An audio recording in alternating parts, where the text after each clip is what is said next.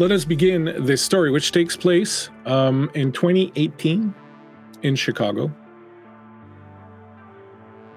Welcome to the world of darkness. It's a world that is similar to ours, but it's not ours. It's a place where shadows are deeper and darker and strange things stir within them.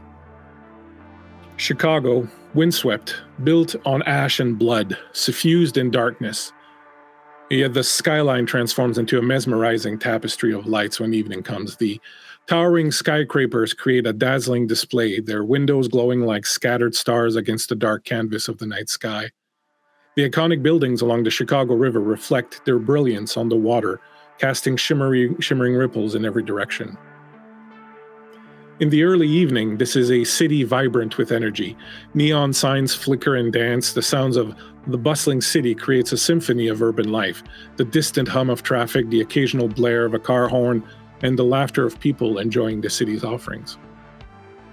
In Millennium Park, the famous Cloudgate sculpture, affectionately known as the Bean, reflects the city lights in its mirror-like surface. The Crown Fountain, with its changing expressions, adds a touch of whimsy to the scene. At Navy Pier, tourists gather by the Ferris wheel adorned with colorful lights, rotating gracefully against the backdrop of Lake Michigan. The lake breeze carries a refreshing hint of cool air, providing a welcome break from the urban warmth. Chicago in the early evening is a sensory feast, the city's heartbeat pulsing through the illuminated veins of its streets, offering a dynamic and captivating nocturnal rhythm. But that is above. There is also a dark underworld in Chicago, and it is here that the creatures of the night thrive and hunt. Beneath the bustling streets lies a network of subterranean passages connecting various parts of the city in a clandestine labyrinth. Lit by a soft glow, these tunnels house a unique world of hidden speakeasies, clandestine art galleries, and secret jazz clubs. The hushed conversations and muffled jazz melodies create an intimate ambiance contrasting with the vibrant energy above. The underground city is a testament to Chicago's rich history, creativity, offering a mysterious escape for those seeking a different, more enigmatic side of the windy city after dark. This is where the city's kindred, the Night Lords, rule over their domain with ancient dread powers, claws, and fangs. This is the world of darkness. To begin with, my friends, let us see, as you awake this night, how much blood you have in your system. If you would, please, each of you roll me a d6 and add 3.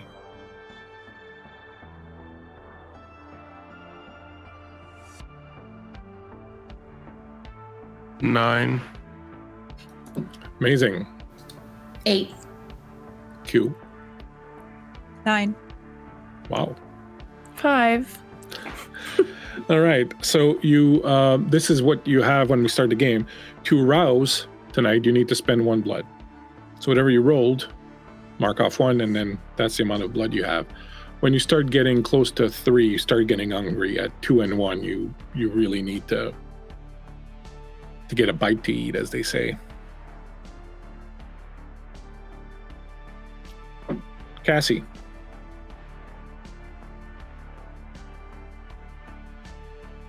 You're in your house, your apartment.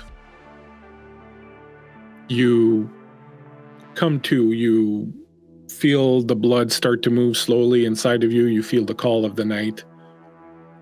You rouse, and the first thing you notice as you rouse is that you're not where you should be.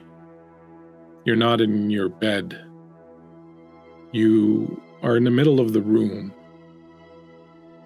You are naked, covered in paint. Various colors from head to toe. As you sit up and look, the only thing that is not covered in any paint are your hands. Your apartment has been ransacked. There's usually a big mess in this place, but tonight it's clear someone's been through all your things while you were sleeping. There's paint on the walls. What do you do? I sort of stumble as I get up, looking around. looking at the paint on my body. A lot of it is handprints. Like someone did hand painting on you, all different size.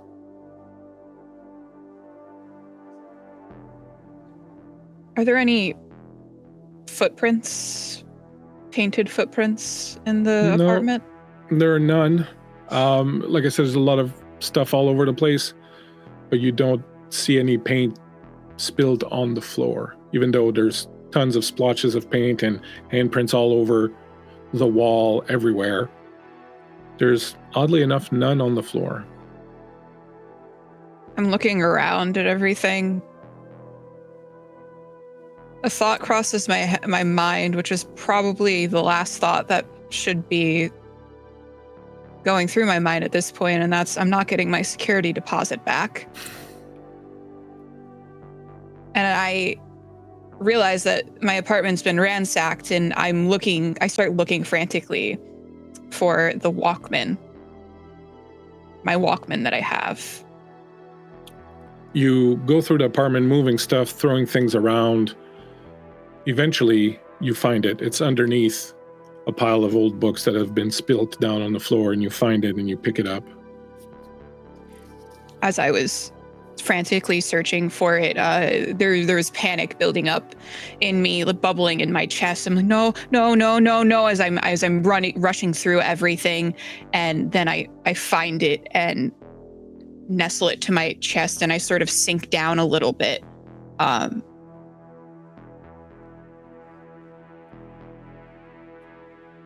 And I just try to remember.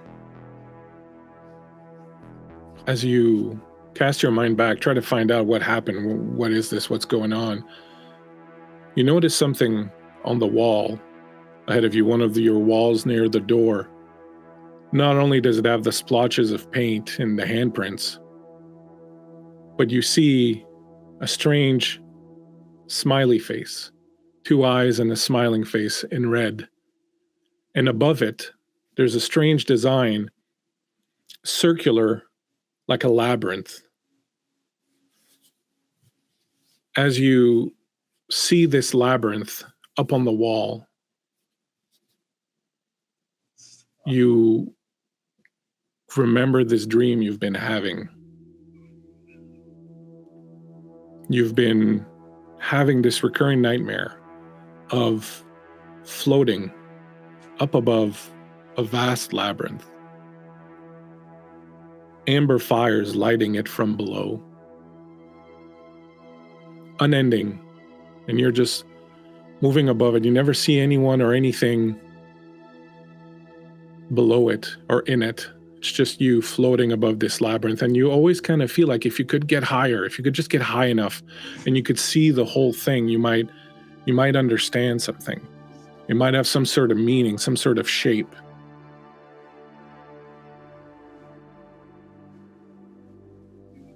You, with a start, wake up. You're in your bed.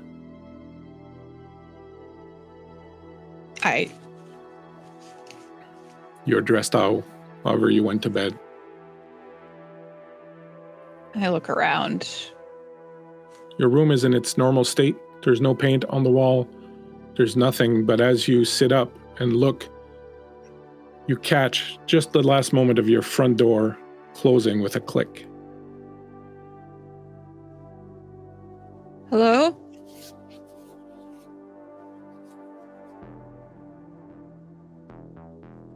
What do you do? I get up. I go and look through the peephole in my apartment door. As you approach the door, as you reach for it, suddenly in front of your face, you see something kind of like a vision or like a vivid dream. You see yourself, you see Drexton, you see Teddy, you see Helena, all standing around in a circle in the dark. You're all holding, each of you is holding a black candle with a purple flame. And as you watch, tendrils of darkness start to emanate from these candles. crawl over your skin, over your neck, and start entering your mouth. All 4 of you. Then all of a sudden, go ahead. I think Cassie would almost feel that, and she kind of lets out like a choked noise, just as it happens, even though it's just in her vision. She's feeling that. As you choke on this, as you feel it go, and the image starts to evaporate, and you kind of feel it leaving you, there's a knock at your door. Donk, donk, donk. Meanwhile, somewhere across the street at a place called the Snake Pit, a little occult shop. Helena, you're waking up. You stretch. Your blood starts to move again. Night has fallen. You know that you have to go downstairs. Your day workers will be waiting for you to come down so that they can end their shift. What do you do? She'll get dressed and sort of saunter down, and look for Clementine and Ricky. You come downstairs, and the first thing you notice is the lights are off. It's completely dark everywhere in your store. This doesn't make sense, because you know Clementine and Ricky always wait. They always wait for you to come down. They don't know you're a vampire or anything like that. They just know you're kind of strange. You like to stay around at night. And they always wait. They're very loyal. But when you open the door that leads, when you come down the stairs from your apartments and you open the door that leads into your store, silent. Dark. Not supernaturally dark, just all the lights are off. There's just a little bit of light coming in from the street lights outside through the windows.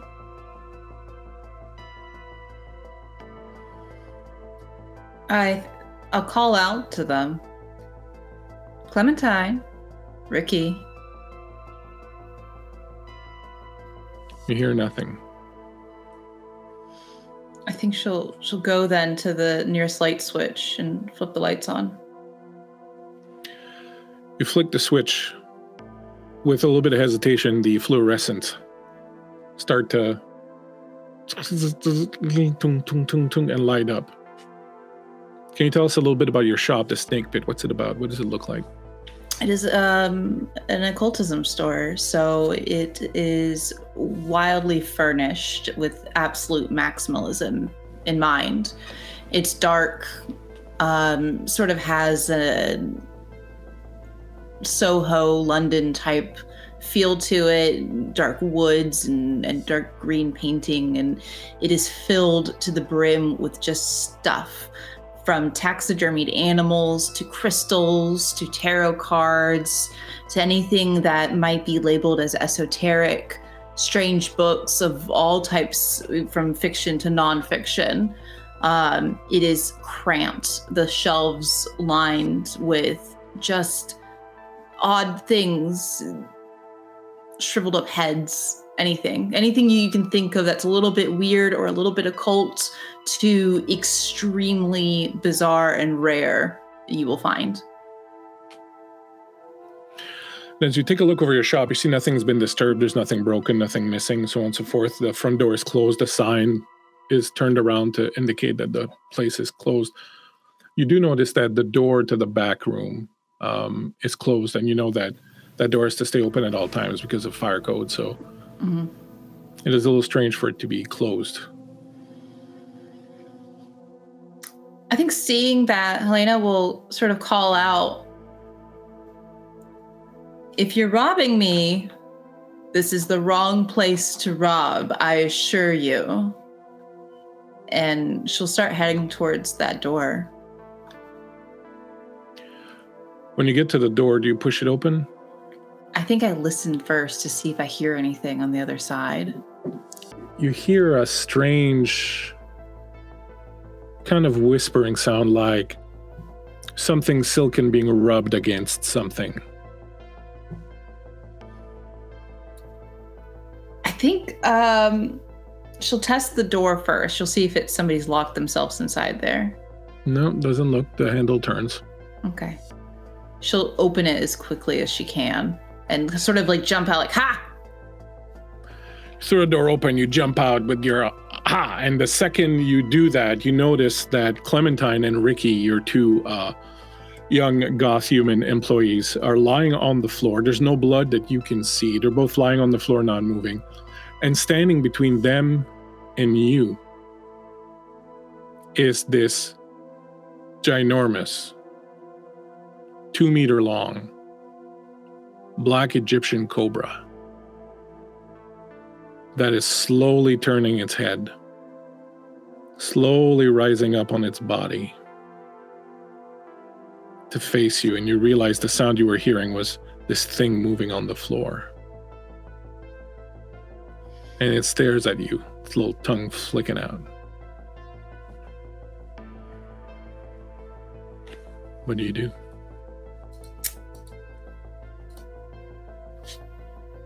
Oh.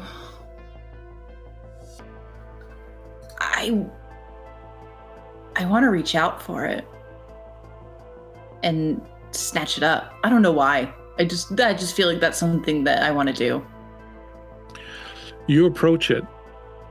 As you do, there's a strange feeling that comes over you. There's this kind of sudden feeling. You're not afraid of it. You kind of feel a reverence for it. You feel like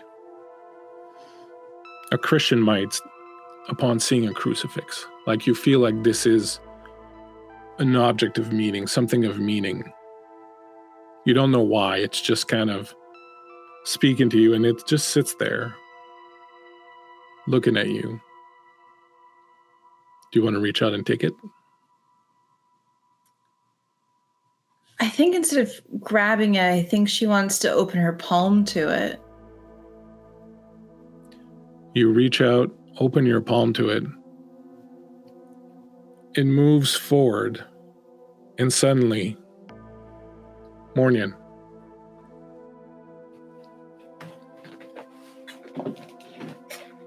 It's fucked up, Mornian. It's fucked up. Drexen, the last thing you remember, you had gone down to Edgewater Hospital, gone down into the tunnels beneath it. You had found ancient Nosferatu tunnels that led to this big cistern that had been long ago barred off. When you entered the cistern, you made a grisly discovery.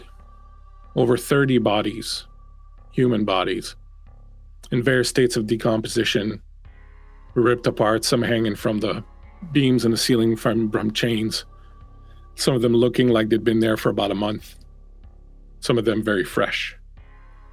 And as you had looked around the room, you had seen old, faded hands, black hands, painted on the wall at various intervals. Over them was a handprint in blood, much more recent, over each of them. Beneath each of these hands had been someone counting 4 bars and then one across for 5. And you had just finished looking around to see that there was 33 numbers. There was one stack that was not finished. And you started thinking it was about the right number for the amount of bodies that were in here, when you suddenly heard a voice behind you. The door had slammed shut. You felt a sharp pain right in the middle of your chest. By the best of your reckoning, that was about 3 nights ago. Since then, you've been lying on a slab in some sort of ancient hospital room in the basement here. You have a piece of wood that is sticking straight out of your chest. This has the nasty effect of making you completely immobile. But your brain still works. Your eyes still work. Your ears still work. For 3 days, you've been here unable to move. And for the last day, this other guy's been in here with you. He's wearing a hoodie, a baseball cap. He looks a bit young. He hasn't really talked to you. He's going around the room saying stuff like, 35. Motherfucking 35. What am I supposed to do? I mean, what the fuck? Do this, do that, Silver. You gotta get this done, Silver. Yada, yada, yada, yada. Tired of this shit. And then he comes over and looks right at you in your face. What do you think? Think I should take this shit, man? Think I should take this shit? What's going through Drexton's head at this particular moment? It starts as panic, fear. He's been here for so long. This Silver, this person, did he just stumble into the wrong place? Or did his curiosity finally put him where it's supposed to be? He's almost frantic. And I would imagine, though nothing happens, you can see the intensity in his eyes as he's trying to move, trying to will his limbs to work. But they won't. He can only see the sliver of something protruding from his chest. He can't even move his neck down to look and see how bad it is. One thing you do know is that the voice you're hearing now, Silver's voice, is the voice you heard in that cistern just before things went dark. Would you go ahead, Morgan, and give me a roll? Give me a self-control and courage roll. So roll number of dice equal to those two stats.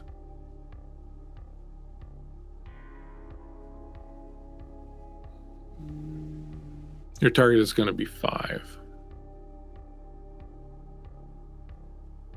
So I think it's 3 rolls for your self-control and 2 for your courage.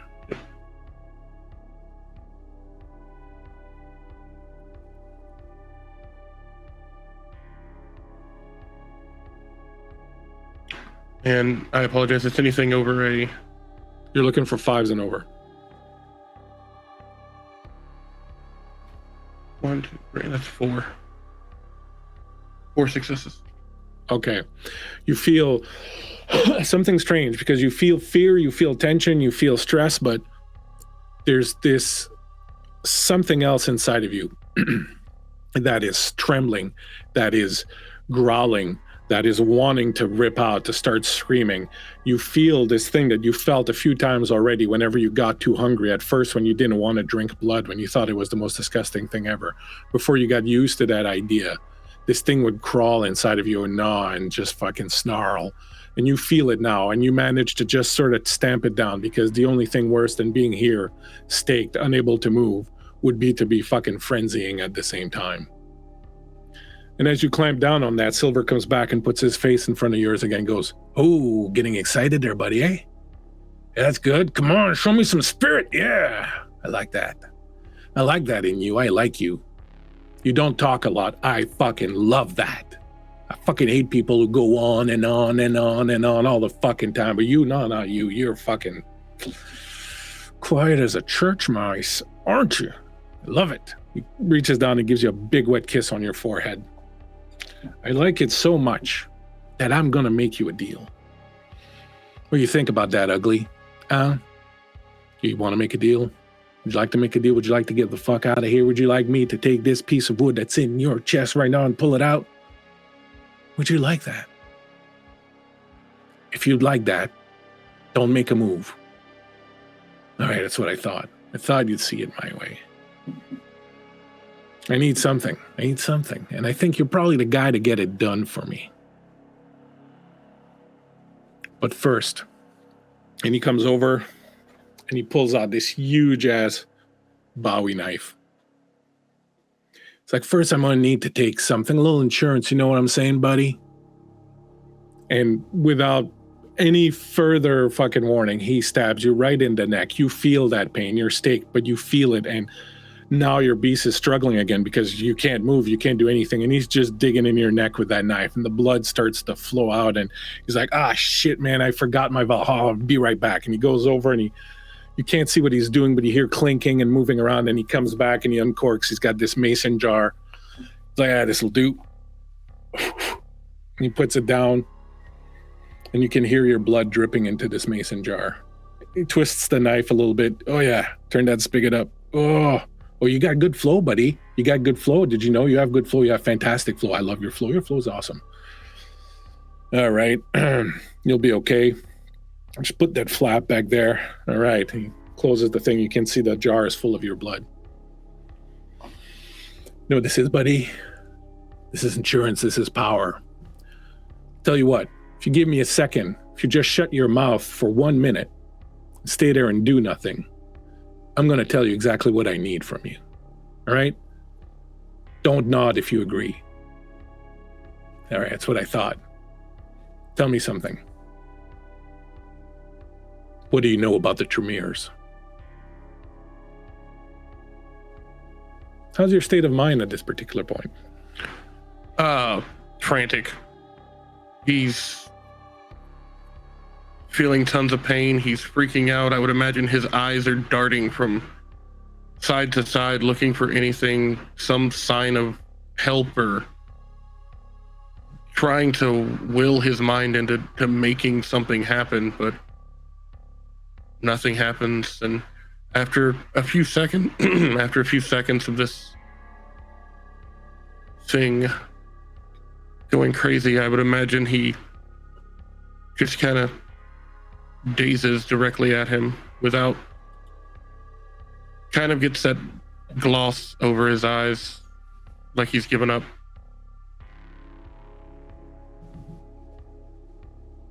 All right. Let's you and me have a chat, shall we? He takes the mason jar of your blood, he puts it on your forehead. Hold that for me, would you? Teddy. The guard leads you to the room, knocks once, opens the door. The door opens onto this beautiful penthouse hotel suite at the top of one of the towers downtown. It is decorated and very tastefully. It's a very peaceful place. You've been here before a couple of times. You know it's the place he likes to come to when he's in town. You step in, and just inside you can see the table where it's going to happen. There's an old woman there. She looks to be Japanese. She's got these long needles that she's spreading out on a little table next to this bigger table. The table is covered with just a simple cloth.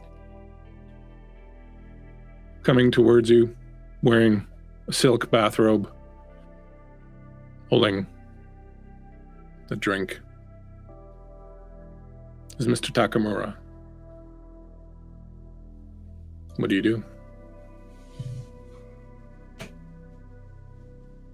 Konbawa, Takemura-san. Genki desu ka? Every time I see you, your master of the language improves, Teddy. But you know that part of the reason why I like these encounters with you is so that I can practice my English. So let's save the Japanese for later when you're reading for me. Please come in. Can I get you something to drink? A water? He goes over to the table. It's got a little decanter. Pour some water. Comes back, offers it to you. He pretends to politely sip it. I'm sorry we had to cancel Tuesday. I was glad you were available again tonight. Me too. Is everything okay? Yes. Why wouldn't it be? It's very rare that our meetings get canceled. In fact, I would say that was the first time I assume something different had occurred. Usually different in our line of business means not good. I'm fine. It was nothing. Very well. I think Miss Ishiguro is almost ready, but please come and sit with me a moment before we begin. Let me take your hand and he'll guide you over to one of the couches, and there's just this huge bay window that overlooks all of Chicago, and you can see as far as possible just this vast city of light that is splayed out in front of you, and above it just this unending darkness of the sky. We don't often get much of a chance to talk about things other than, well, what I'm paying you to perform. But I wanted to say that you never failed to surprise me, Teddy. Your ability to understand language, certainly, but also the culture and, well, I feel like you really transform, like you really become who you need to be. How do you manage to do that? How? That's not a skill that is trained, is it? You would make it very easy, Takemura.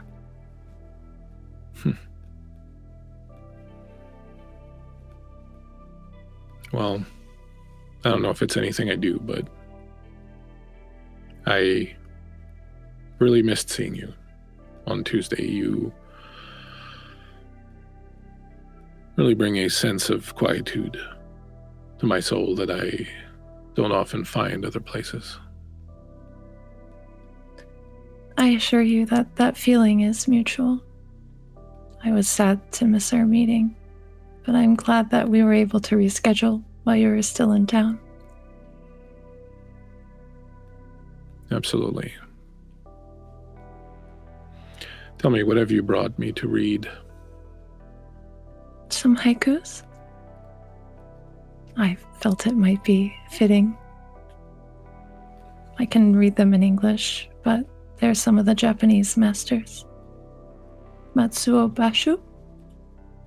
Ah, yes. Very good choice. As always, you surprise and delight. He gets up and removes his silk bathrobe, and you can see that almost the entirety of his body, except for a little stripe down the front of his chest, completely covered in tattoo.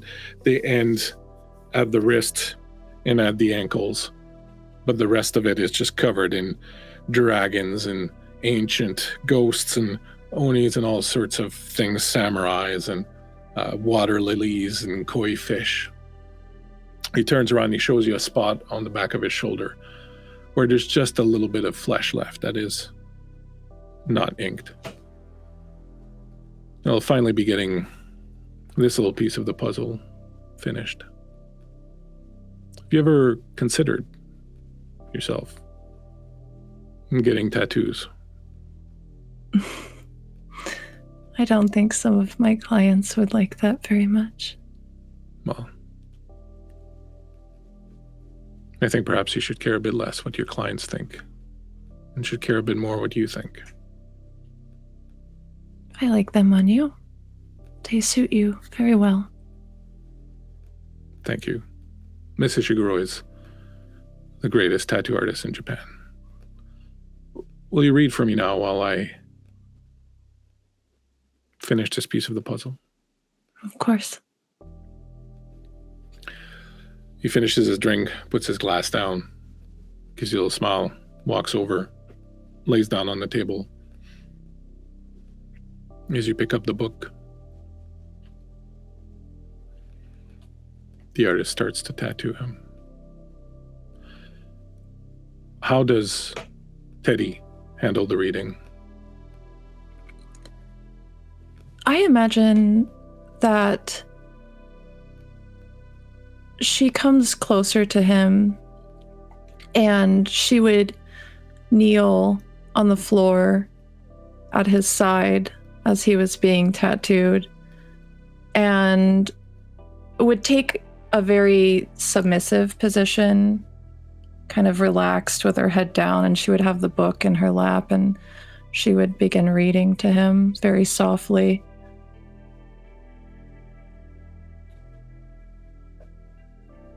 Cassie. There's a knock at the door. Tung, tung, tung.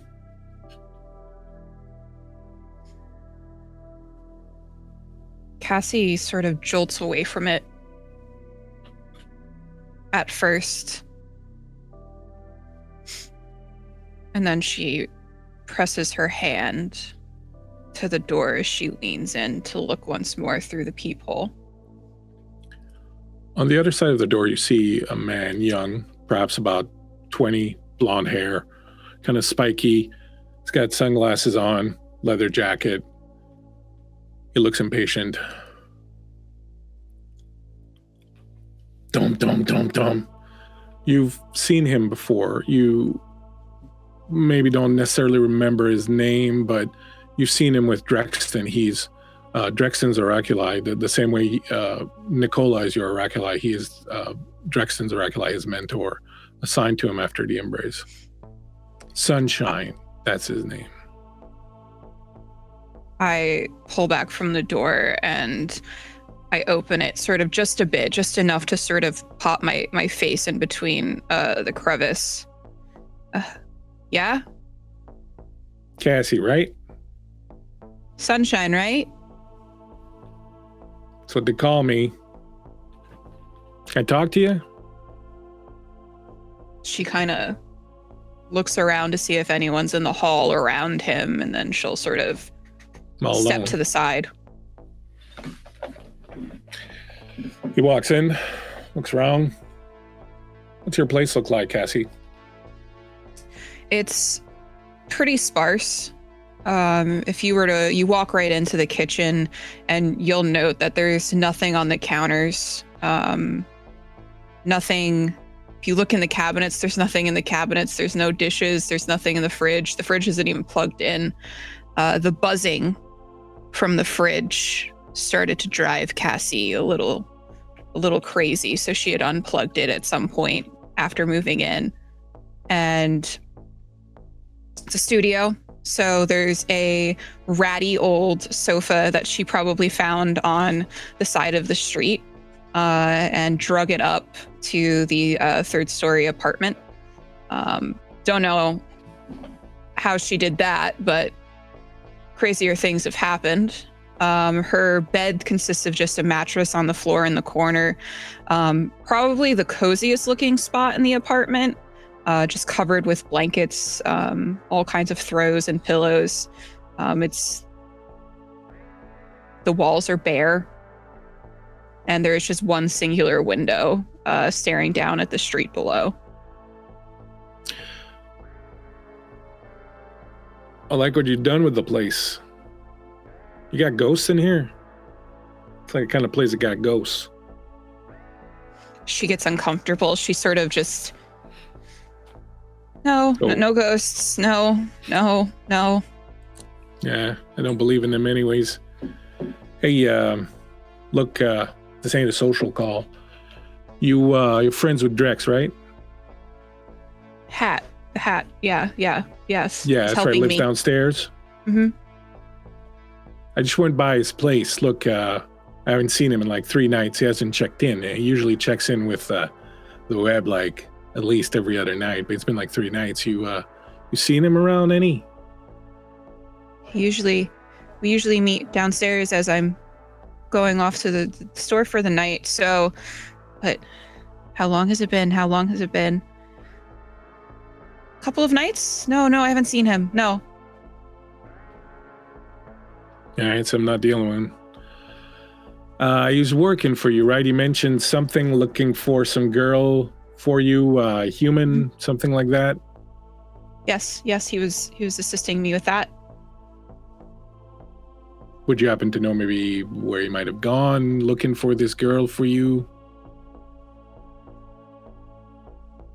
He would normally let me know if he had a lead. He would let me know. I don't think he's said anything. All right, well, I'm gonna kind of bring out my little flip phone that I have. Mhm. It's all scratched up and dented to shit, and I'll kind of look and I'll go through and find the messages that I kind of have between Drexton, and I'm like frantically looking through it for any sort of indication as to where he might have gone, but I don't think don't that worry. I have anything. I already went through those, honey. It's all right. I already checked out your messages. Don't worry about it. Look, this is going to be a problem. I can't just have lost him. Look, I'm the fucking king of finding people. If someone's in Chicago, I can find them. Problem is, wherever Drex is right now, he's not anywhere near any cameras or cell phones or anything like that, and he hasn't been for a while, so that kind of limits my outreach, you know what I'm saying? And that's a problem. Need help? Yeah, because, see, it's not just my problem, because if one of y'all goes missing, it's probably going to be pretty bad for everyone. I don't got time to go looking for Drex. Whatever stupid shit you got him doing, that's fine. It's between you and him. He's a working man. You paying him. He's doing a job. That's all good. But I need him to check in. I need to find out where he is. So, reaches into his pocket, pulls out a piece of paper, hands it over. This is the last place I know for sure he was seen 3 nights ago. I would like you to go and see if you can find him, or at least find his body. You find his body, that's fine. It's as good as finding him. And it's okay that I contact the others to help, right? Well, that might not be a bad idea, considering that, it's going to be all your asses in the sling if something goes wrong. If he's out there doing something remotely inkly, they're fucking going to just take care of all of you. They're just not going to bother. They're going to cut off all your heads, and that's going to be the end of that. Cassie kind of recoils a little bit at the cutting the head off part. And she'll look at the piece of paper. When you recoil at him, for a second you see him kind of go like, hey, oh, there you are. Fuck, that was weird. Like, yeah, fucking disappeared there for a second. Cassie's okay? trying not to panic. She kind of she's looking at the piece of paper, and he'll note that her hands are shaking a little bit. Anyways, look, it's on the north side. It's called Edgewater Hospital. Okay. Oh, okay. Check it out. You find him, you tell him to get in touch with me. You don't find him, you get in touch with me. Just go down to Drex's apartment, leave a message there. I'll be by and I'll see it. Okay. I can do that. All right. You need a cab fare or something? No, I can walk. I can walk. I'll to the bus. I'll go on the bus. I'll text the others, and we'll meet. Sounds about right. Catch you later. Cassie's gonna stand there for a split second, sort of awkwardly, before remembering that it's her apartment, and she'll go and open the door for him. Thanks. You got manners. I like that.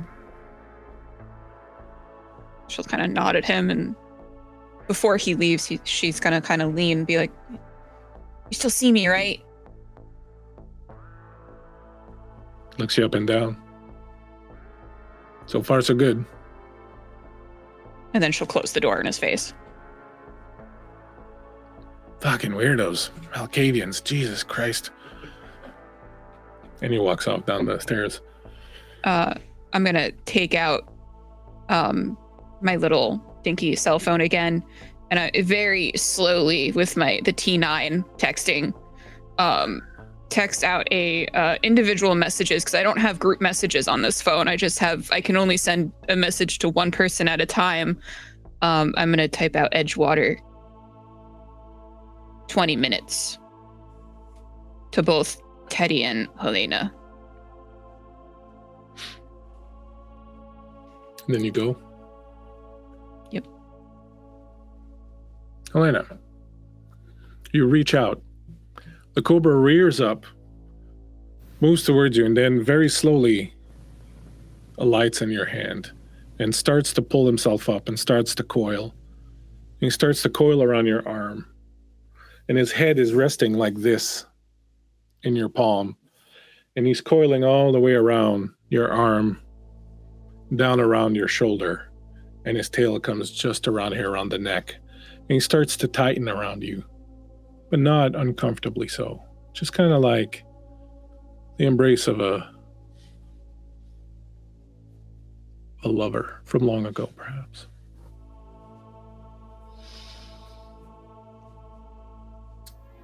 I think up until this moment, I think Helena might have thought she was dreaming until she felt it sort of tighten around her neck.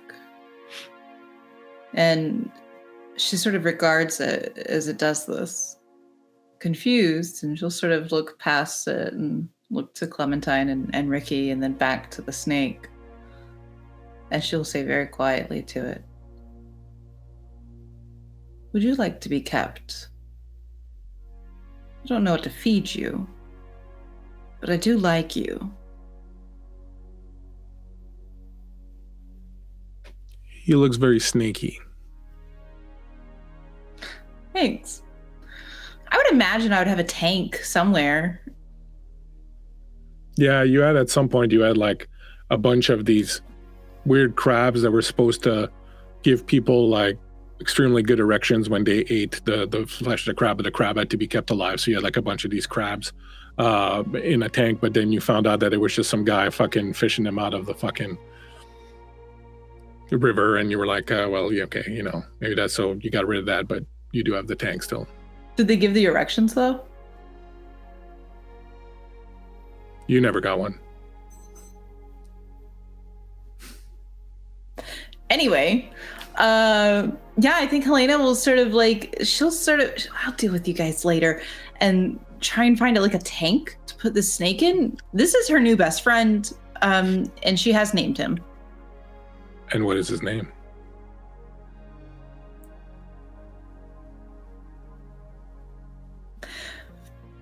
I think his name is Gilgamesh, Destroyer of Worlds, Agent of Chaos.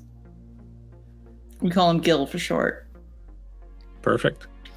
But I think that I think with her immersion in esotericism and the occult, I think that she sees this as certainly a sign for something. And she wants to sort of foster this, but she does need to put the snake down and deal with her employees who might be dead. When you approach the tank and try to put the snake in it, it starts crawling away from the tank. It starts crawling away around your back, down along your body. Are you like a free range snake? It looks at you very snakily. If I leave you in this shop alone, do you promise just to be kind of weird but not dangerous? You really don't think that he can do the not dangerous part, but the weird part he can probably do. It's good enough, I think. She's gonna go back, regardless of where the snake is on her body. She's just gonna have to deal with that in a second. There's a lot It's going a 2 meter on, long Helena. snake. It's just like wrapped up all the way around you. We're just hanging out together, basically, is what you're telling me. Yeah, it's like an ornament. It's like you're accessorizing. Okay, sick, great. She does need to check on Clementine and Ricky. And she's gonna go see to them and see if they are deceased. Because that would be really inconvenient. They appear to still be breathing. However, when you approach them and check them out, you do notice that both of them have holes in their necks. Like snake holes or? No, like holes? the kind of holes you make when you bite someone in the neck and drink their blood. However, they don't seem to be bleeding. Like they have not been. They don't seem like they've been bled. It's like someone just marked them. I think she would pull her phone out and take a picture of it. And she would message her mentor. And who is your mentor? Tell us a little bit about your mentor. My mentor is very cute. His name is Hayden Croft. And he's a Tremere. And he's very handsome. You text Hayden Croft? Mm-hmm, I do. What do you text? Somebody's been in my shop. That's what you text? Mm-hmm. He writes back with, it's a store. I would think that the problem would be if no one went into your shop. She's going to send a photo of the bites. And she's going to repeat herself. Somebody has been in my shop. Are they dead? No. Then what's the problem? I didn't do this. Did you do this? I'm going to go ahead and say no, because that seems like a huge waste of time. There's also a snake. His name is Gilgamesh now. And did the snake bite your employees? I don't believe so. I'm not an expert on snake bites. He's a little bit attached to me at the moment. Literally, not figuratively. They're still alive? They're still alive. Can you wake them up and ask them what happened? This is just weird. I don't know if he realizes I didn't let anybody in my shop. Somebody's been in my shop. They're not bleeding. They're not bleeding though. Wake them up and ask them what happened. You are very annoying. I am a Tremere. I said what I said, and then she's just gonna put her phone away. And she's just gonna go over to Ricky and Clementine and very carefully rouse them. Ricky, Clementine.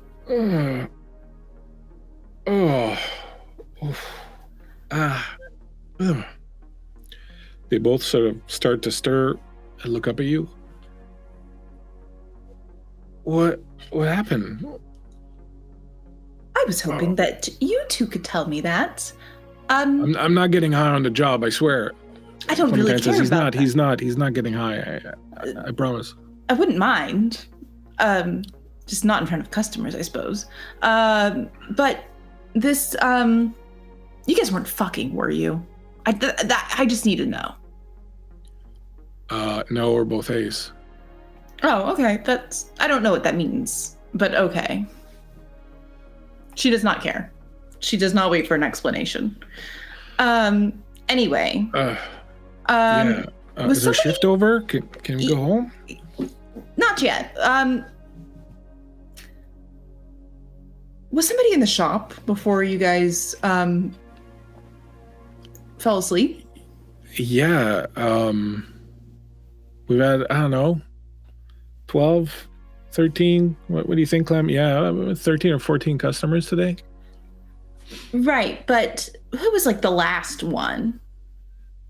Oh, is that the old lady with the poodle? No, she came by just after lunch. She's not allowed here. The poodle's banned. Oh.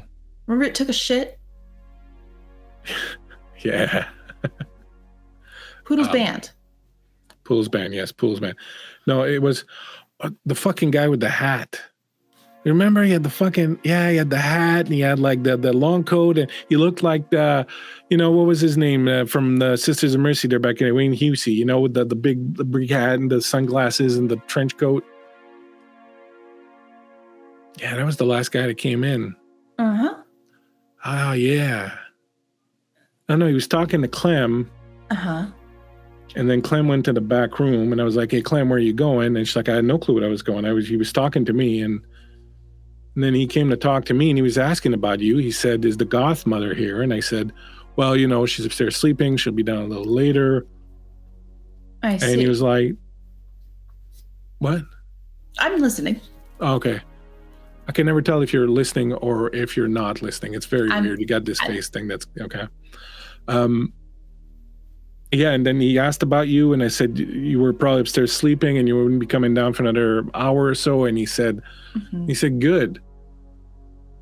And then I swear it was like I was floating. And then you were waking me up. Are you sure you didn't take any drugs? Well, not a little since, little pot. Well, I got crushed when I woke up this morning, but I mean, that's just standard operating procedure. Okay. Go home. Both of you. Are we fired? No. Stay together. Take tomorrow off. Tomorrow's off anyways, it's Sunday. I have no concept of time. Okay. All right. Cool. Take Monday off. Okay. I'll pay you for it. Okay. Yeah. Come back. All right. I'm down. Okay. Yeah. Clem gets up and goes, "It's very kind of you, Mother. Thank you so much." You're welcome. Now, go away. Does she still have the snake on her? Yeah. Did they say? They didn't fucking bat an eye at the snake. Fair enough. I like that. That's pretty apropos for... Yeah, they're like, of course you have a fucking snake. Why don't we? I don't know where the snake came from, but cool. She's gonna text Hayden again, and she's gonna tell him exactly what the kid said. And then she's gonna ask him, "What is Ace?"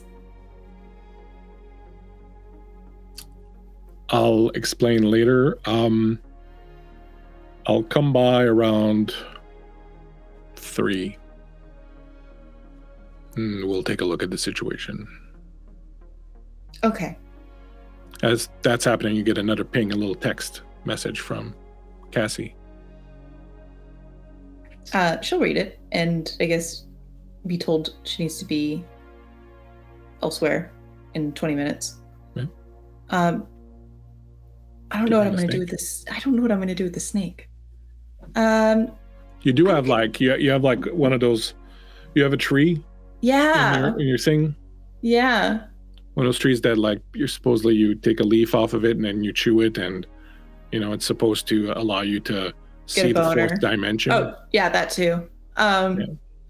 She's gonna put him on the boner tree. Do you like this? He takes to the boner tree with a fucking relish. I need to figure out how to feed you. Do you give kisses? You've never seen a fucking snake smile? But you're pretty sure you just did. She's gonna kiss the snake on top of his little snake head. He seems happy. I love this. Okay, don't go anywhere. I'll be back. And she's gonna leave the shop and lock up and leave all the lights off. Snake watches you go. She waves the snake. Hi, I love you.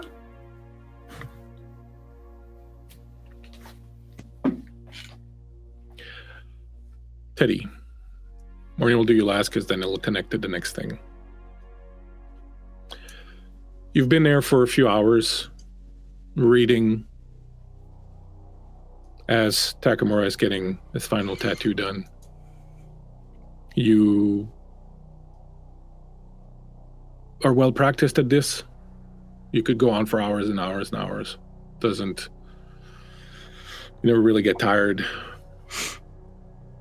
It's been one of those times where you've kind of really gotten into it, and with the kind of, I guess, spiritual vibe of what's going on with Takamura and the tattooing and the incense that's burning and all that stuff, you kind of really got taken into it, and it really reached into you to the point where at some point you kind of almost started having this vision of yourself in an ancient, Japanese temple back in the day, reading these things and seeing, the monks around you and the cherry tree flowers lining like you got transported. You were taken somewhere else. And after a while, Takamura never touches you, but he puts his fingers on the book and he pulls the book down a little bit and it kind of breaks the spell. And he says, "Traveling again?" You know me well. How can you always tell? It's like you leave the room. It's like you're no longer here. It's very strange. You're here physically, but I can almost actually feel you leave the room. It's very unsettling, but you keep reading, so who am I to judge? How are you feeling? Happy. As I usually am with you. Sorry if I've disappointed you. You have not. You never disappoint. You're always perfect to the exact measure. What do you think? And he turns around and he shows you the new tattoo he's got, and it looks like a heron that has been tattooed. It's incredibly beautiful, and right now it's still very fresh and very vibrant, and the skin's a little... How many blood points did you have in you when we started? I rolled for 5, and so I have 4. There's a little bit of blood that has welled up, and you can smell it, and you can see it, and you're not at all at a point yet where it... But it's kind of like when you're hungry and you smell food. That's the second he shows you that's what you kind of feel. And it's a little disturbing because literally that thought pushes ahead of everything else.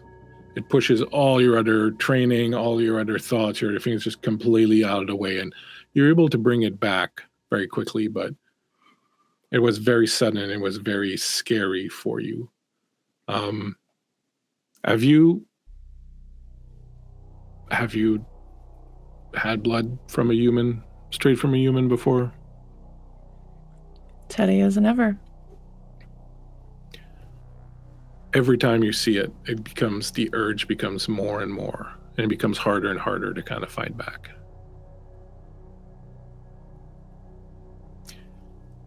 As you're thinking all this, he's saying, I chose the heron because it represents purity and transition. I feel like I'm in a space now where I am changing, moving on to something different. And I'm hoping that this new pursuit of mine, this new life that I'm attempting to build for myself, will be one that is pure, cleaner, more in line with what my spiritual side yearns for. Do you have a favorite animal or an animal that you feel is sort of perhaps representative of your spirit? Teddy, we've never talked about that.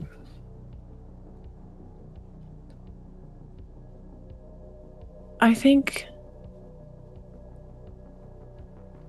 Teddy leaves again for a second. And maybe Takimura notices this. But when he asks her that question, there's a really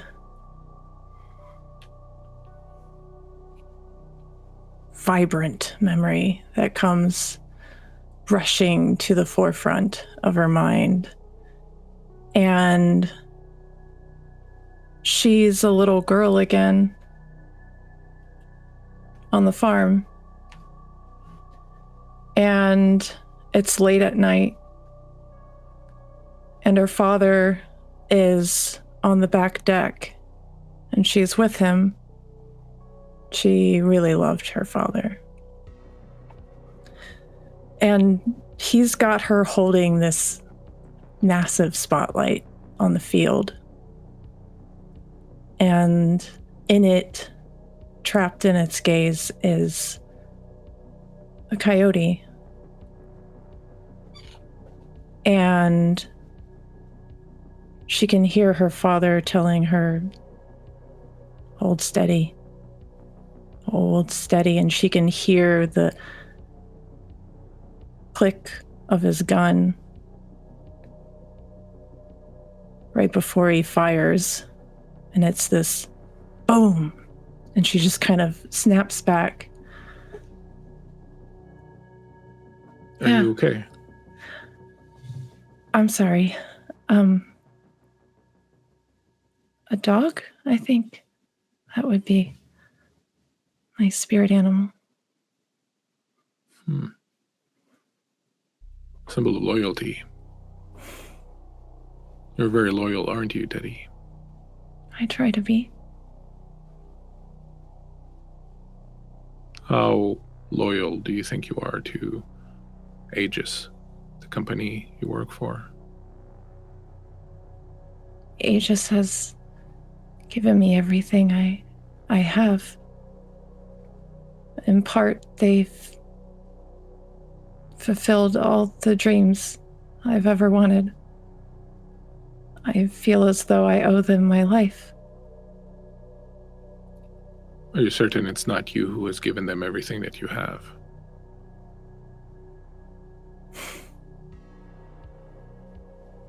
I work very hard for them, but I enjoy that work.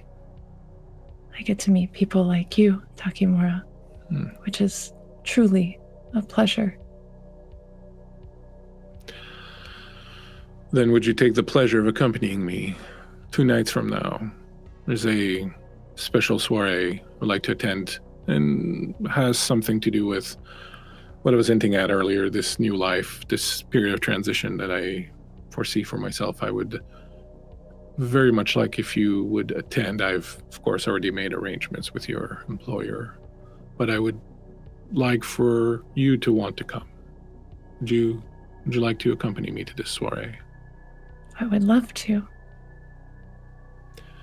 You will need to dress in a traditional garb. I will send someone tomorrow to take measurements and have it done for you. Is that okay? Of course. I look forward to it. Excellent. If you'll excuse me, I will simply go and wash up and change. I'll be back momentarily. Would you like some more water? Something else? Some wine, perhaps? I'm okay. Thank you. No. I'll be back. Thank you, Teddy. And as he walks off, your phone dings, you get a message. I think she would very quickly take this opportunity to check her phone. What's your frame of mind as you're searching through your bag, finding your phone? How's Teddy feeling? I think there's still remnants of that daydream. And while she's very happy, she adores Takimura, there's this ache of loss deep inside of her.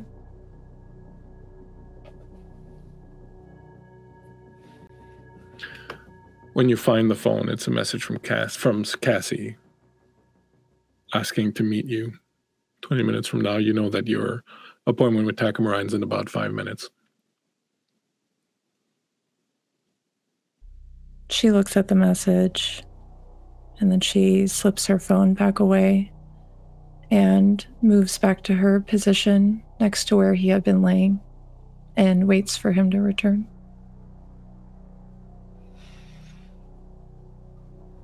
Drex, you're being wheeled. You're on this rickety old metal hospital bed. There's no mattress or anything. He just slammed you kind of on top of it. The stakes in your chest. The mason jar full of blood is still balanced on your forehead. He's pushing you through this dilapidated, old, ruined hospital interior. And he's going on. He's like, yeah, like I was like, we should probably just kill him. Like, what fucking use is he to us? But no, my boss said he can be useful. And so you're going to be useful. And that's why we need the blood. So I'm going to take that blood. I'm going to keep it. You don't want to know what my boss can do to you with your blood in her hands. She's twisted.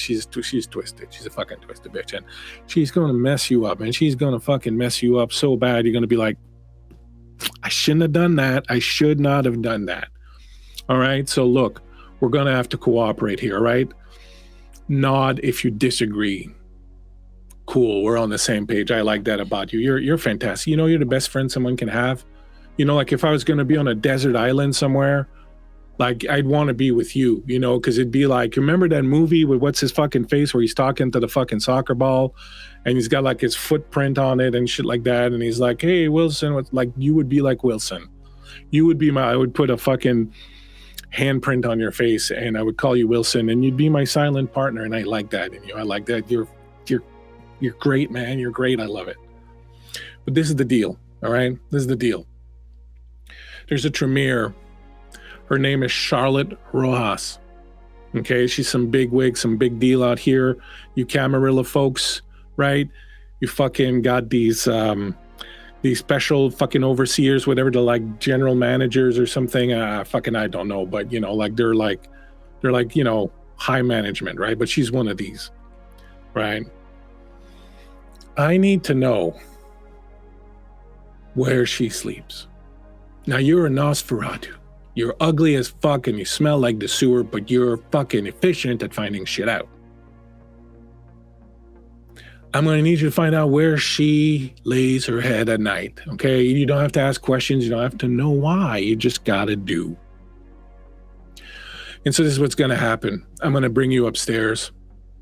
I'm going to put you somewhere nice and comfortable. I'm going to take this little mason jar with me just to make sure you cooperate. All right, someone's going to come around, it's going to pull that piece of wood out of your chest, and then you're going to be able to fucking go about your daily business. But when you go about your daily business, I need you to make that business finding out where Charlotte Rojas sleeps. And I need you to bring me this information, okay? And when you do, I will give this jar of blood back to you, comprende? I know you understand. You don't have to say anything. It's okay. No, shh, shh, shh. He puts his fingers on your lips. Shh, don't say anything. It's okay. Don't say anything. Don't talk. I see everything I need to see in your eyes. I like you. So we have an understanding. Charlotte Rojas, find out where she sleeps. When you know, come back here. You do that. I give this back to you. You don't do that. We use this and we fucks you up, man. From fucking miles away. Your blood's gonna boil, pour out of your eyes. It's gonna be fucking disgusting. It's gonna be the end of the world. You understand me? Nod if you don't understand me. Good boy. And he bends down and gives you another kiss on the forehead. I'll be seeing you, buddy. I'll be seeing you. And next time, maybe, you know, try to participate in a discussion a little bit. Like, this is not a one-way thing. It's not a monologue I'm doing. It's not a one-man show. I need you to fucking work with me, okay? And he dumps you. He just grabs the side of the metal thing and he rolls you over. Your body flops off, hit the ground. The stake kind of gets buried deeper. You roll, flop, flop, flop, flop. You're kind of all arms akimbo in the corner of this disgusting room. It's full of garbage. The walls are all destroyed. There's shit hanging from the ceiling. There's graffiti everywhere. Remember this? All right? Charlotte Rojas. I'll give you, I don't know, give you a week. Don't disappoint me. All right, man, catch you later. He turns around and he leaves.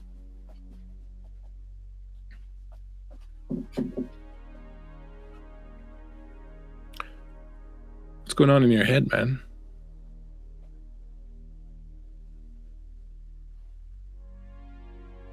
He's still petrified. Can't really tell where he is.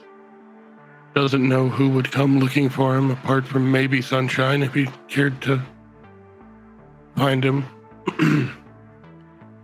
The name keeps rolling around in his head. Charlotte Rojas. Silver. Boss is female. Some sort of blood magic. He's trying to put everything together in his head, hoping that at some point somebody comes to relieve him of his paralysis. You lay there for quite a while. Eventually, you start hearing from somewhere down the hall the noise of footsteps. By this point, you have at least 3 or 4 ginormous rats. They're not New York rats, but they're Chicago rats, which is almost just as bad. They have started building a bit of a nest around you. One of them's under your arm, and the other one's in your pocket. And they're looking at you like they want to say something.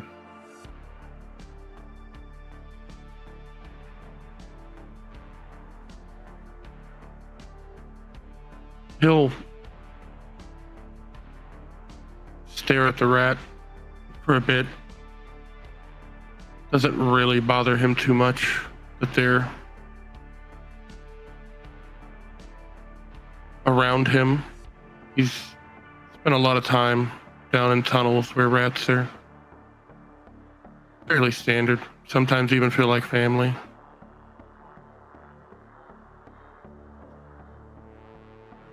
Only he's gonna try to will the rat with animalism. So go ahead and make me an animal ken roll. Give me, we'll say, so we'll go with your your intelligence. Let's go with your intelligence and your animal ken. Or you could spend a willpower point if you want. We're gonna try it. Okay. I got 2 successes. You reach out. You try to reach out to this rat, try to kind of, communicate with the rat. At first, it doesn't really seem to work. It doesn't really seem to do anything. But then eventually, one of them kind of looks up and looks at you and comes up and starts to sniff around where the stake is. And then a couple more come. And then you got 3 or 4 or 5 of them. They're all kind of on your chest and kind of around the stake. They're licking the blood. They're licking your blood that is coming out of that wound. And your first thought is, I'm going to have some ghoul rats. But then, working together, they start gnawing and pawing at this piece of wood in your chest. And they're moving it around. And it's the most painful thing you've ever felt, because these big giant rats are kind of like shaking it back and forth. And it's just kind of rummaging inside your chest, inside your heart. And they're just kind of trying to pull it. And it's really, really, really hard, because they got tiny hands and they're not very strong. But you will them, you tell them, go rats, go. And then as they're drinking your blood and they're kind of, ghouling up, and they start to like kind of increase in size and get stronger, that stake is just shaking inside your heart. And eventually you kind of feel like you can start moving. You can feel the paralysis that's caught you sort of leaving, and your arms start to move. And then eventually, all of a sudden, you kind of feel the surge, like you could move and do something. What would you like to do? He's gonna try and with his arm pushing as hard as he can. He's gonna try to reach for the stake.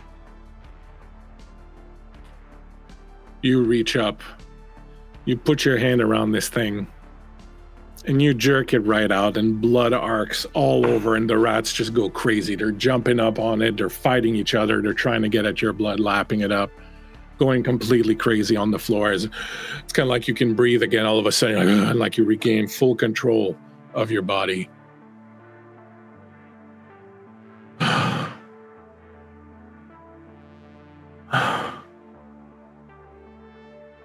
He'll sit there for a moment, try to regain some minimal amount of composure. It's odd how much you don't think about how much it hurts to not be able to move, to not be able to relax a muscle. He'll reach up and start feeling at his neck where the knife was kind of plunged in. You can, if you want, spend a blood point to heal that. It's not an aggravated wound. He'll sit up and just kind of close his eyes and concentrate and try to heal that up. As you do, you focus, do what you've been taught by Sunshine. You feel the tickling that comes with closing off a wound. You feel it, the tightening of your throat where the wound is closing up. The rats are going crazy. 2 of them have already killed the other 2. They're fighting each other. There's just this mass of rats now going crazy over your blood. And suddenly, you see the door to the room that you're in open. Teddy. Takamura returned a few moments later, dressed in a suit and freshly deglazed from the whole process of getting the tattoo. You finished as you usually do with the sort of ritualistic little goodbye ceremony that the 2 of you do. As you were about to leave, he slipped you a book of Japanese poetry, and it looks to be something fairly old. It's a name you've never seen before, and he says, "There's a gift for you. I would like you to read it for me, perhaps in a few months' time, when you've had time to study it a little bit. You'll find it perhaps a bit more demanding than some of the other things you've read. It is very old, but I'm quite confident that you'll be able to figure it out." Thank you, Takimura. As always, you were perfect. You're too kind.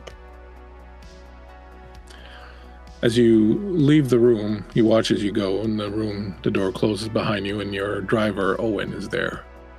He gets up, ready to go. Yeah. We have to make a stop somewhere. There's nothing else on the schedule for tonight, so that's fine. Do you want me to carry that? No. I'll hold on to it for now. Thank you. Right. He'll lead you out. You'll go downstairs to the car. He'll open the door for you. You'll get in.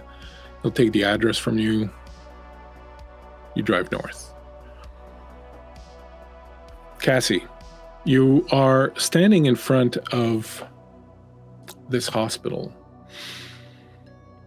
Edgewater Hospital stands as a haunting relic of the past. Now abandoned and left to decay, once a mental health institution shrouded in mystery, the atmosphere around the derelict building is palpably eerie. As you approach, the imposing structure looms against the backdrop of the night, its windows broken and boarded up, casting long shadows that seem to whisper untold stories of the past. The exterior is a mosaic of peeling paint and weathered bricks, revealing the harsh passage of time. Ivy, now withered and skeletal, creeps up the decaying walls like nature's attempts to reclaim this forsaken place. The air is heavy with silence, broken only by the occasional creaking of rusty doors or the unsettling howl of the wind through broken windows. And as you stand there taking this in, waiting for the others, Cassie, you notice something next to the main door, the main entrance to the hospital. You see a graffiti on the wall. You see the word Daedalus sprayed out. And below it is that smiley face again that you've seen before.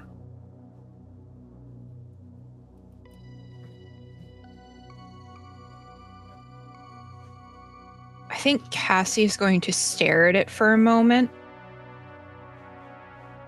And then there's going to be sort of a recall of what Sunshine said to her. Of, oh, you disappeared for a second there. And she's going to start pacing as she's waiting for Teddy and Helena. She's sort of like, as she's pacing, she's sort of like rocking herself a little bit, mumbling to herself, sidewalk, bricks, sidewalk, bricks, wind, sidewalk, bricks, hear the wind. And she's trying to calm herself. As you do this, Helena, you are walking up along the street. You see Cassie pacing back and forth in front of this dilapidated hospital.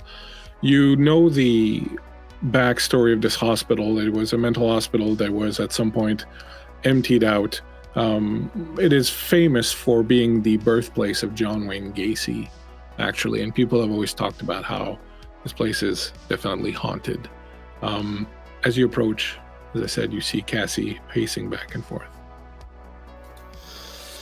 I think Helena would approach her slowly and sort of gently pinch her elbow to catch her attention. Oh, hi, Helena. Sidewalk, bricks, wind. Can you see me? Yeah, I can see you, honey. Okay, sidewalk, bricks, wind. What's with the text? Sunshine. You know Sunshine, right? Helena knows mentor? Sunshine, right? She knows everybody's mentor, I would imagine. Believe? Yep. Yeah, okay. Yeah. He showed up at my apartment. He hasn't heard from Drexter in a while. Asked us to look into it. It would be bad if something happened to Drexter. It would be bad for all of us. He said they would take our heads. Well. Yeah, no, that would be pretty bad, I would imagine. Well, maybe straighten up a little bit while we're sitting here on the sidewalk outside of a former mental asylum.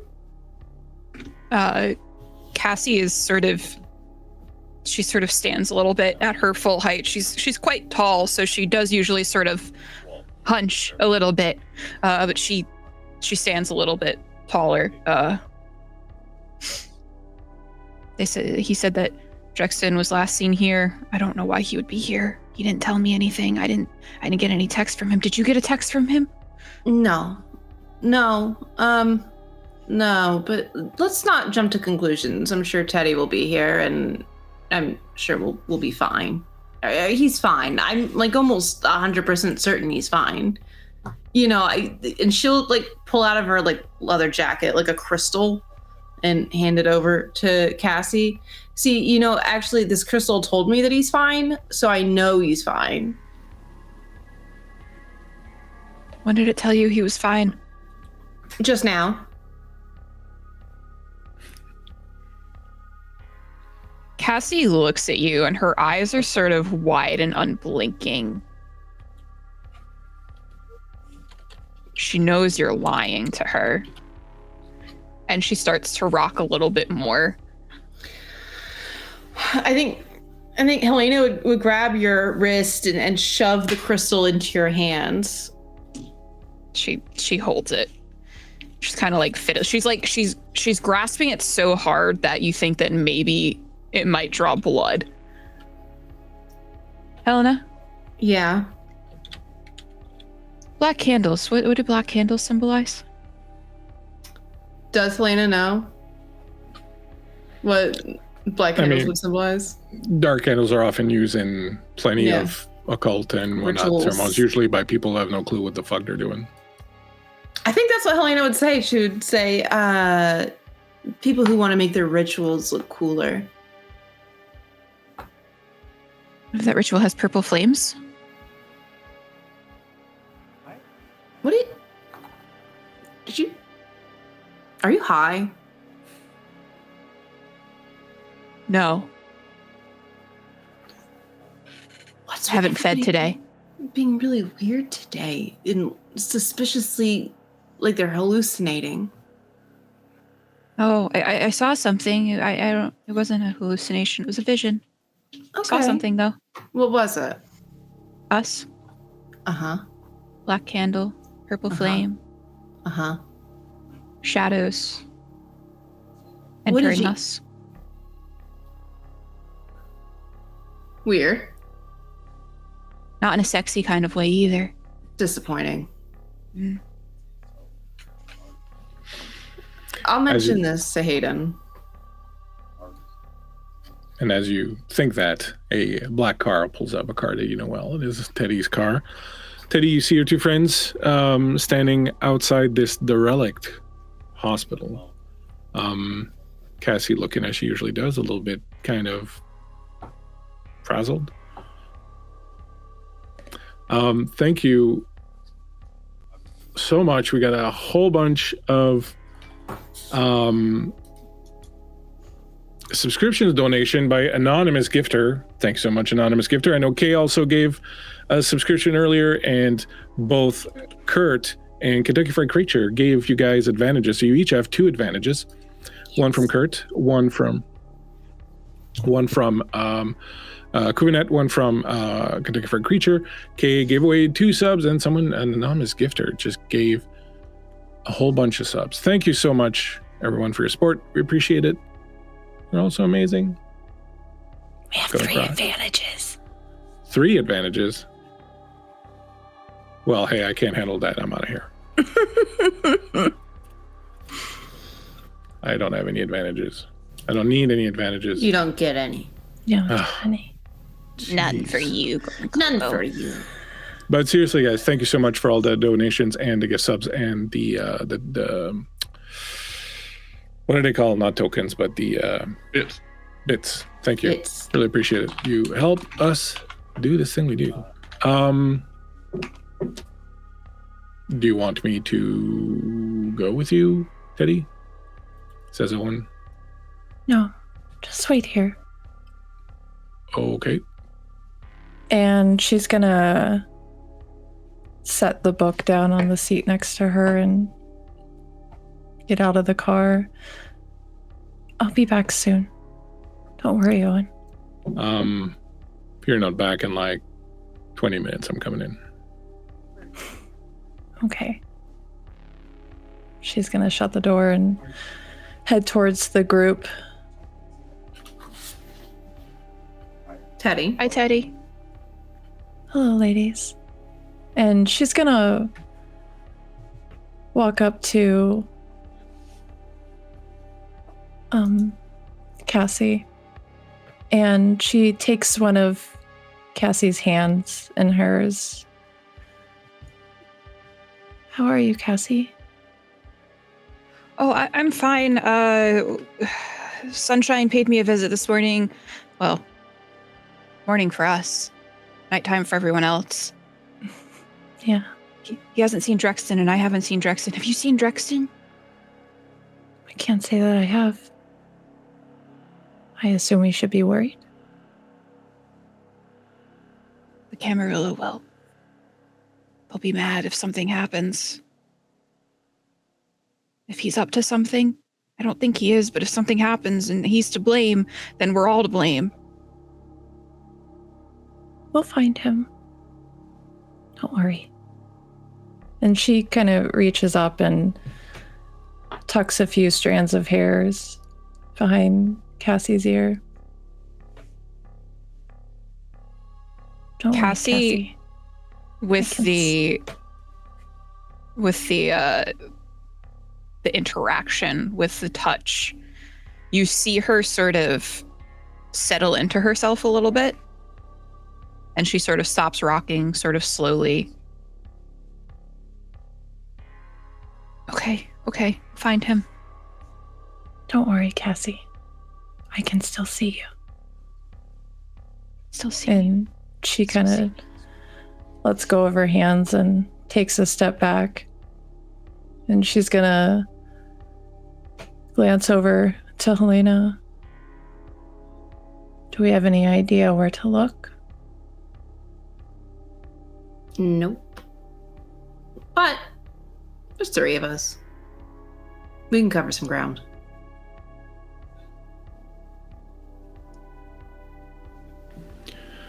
You are about to step into the hospital when Owen says, Teddy.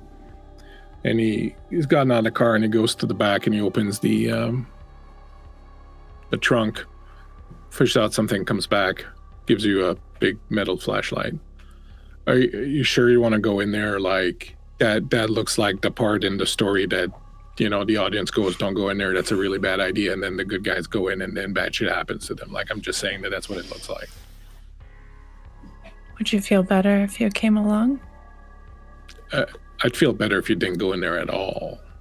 But if you're going to go, it's up to you. I know that you're concerned, but I think it might be safer for you to stay in the car. Oh, safer for me. Oh, well, it gives you the flashlight. 20 minutes. 20 minutes. I'm gonna get so much shit for this. Jesus. He goes and he leans against the car and he lights up a cigarette and he watches you go in. As you go inside, you navigate through dimly lit hallways adorned with remnants of what once was. Flickering fluorescent lights cast shadows on the peeling wallpaper, creating an unsettling dance of light and darkness. The air is thick with a musty odor, scent of abandonment that lingers in every corner. Empty, rusted beds and discarded medical equipment lie scattered, telling a tale of the hospital's former purpose. At the heart of the hospital, the once bustling common areas are now desolate, their emptiness amplifying the feeling of isolation, abandonment. Broken glass crunches beneath your feet as you navigate the shattered remnants of what used to be gathering spaces for patients and staff alike. Edgewater Hospital, in its dilapidated state, becomes a ghostly canvas where the memories of its past haunt the decaying hallways. The air is thick with a sense of melancholy and the unknown, as if the spirits of the past linger in the shadows, silently sharing the tales of a place that time has forgotten. The abandoned mental health hospital stands as a somber reminder of a chapter in history now faded into the haunting echoes of emptiness. Drex, the door opens. Ah, what the fuck? You see a guy there. He's got this weird rig. He's got like a camera in front of him. He's got like a light attached to it. He looks like a fairly young fellow. It's like, what the fuck, man? Holy Christ, you almost fucking gave me a heart attack. Jesus, buddy. Drex will quickly pull his coat over his chest, kind of pull the collar up to try to mask the blood that has stained his neck. Oh, are you like a vagrant or something? It's been a while. What are you doing here? Are those rats eating each other? What the fuck is going on, man? It's the rat eat rat world, man.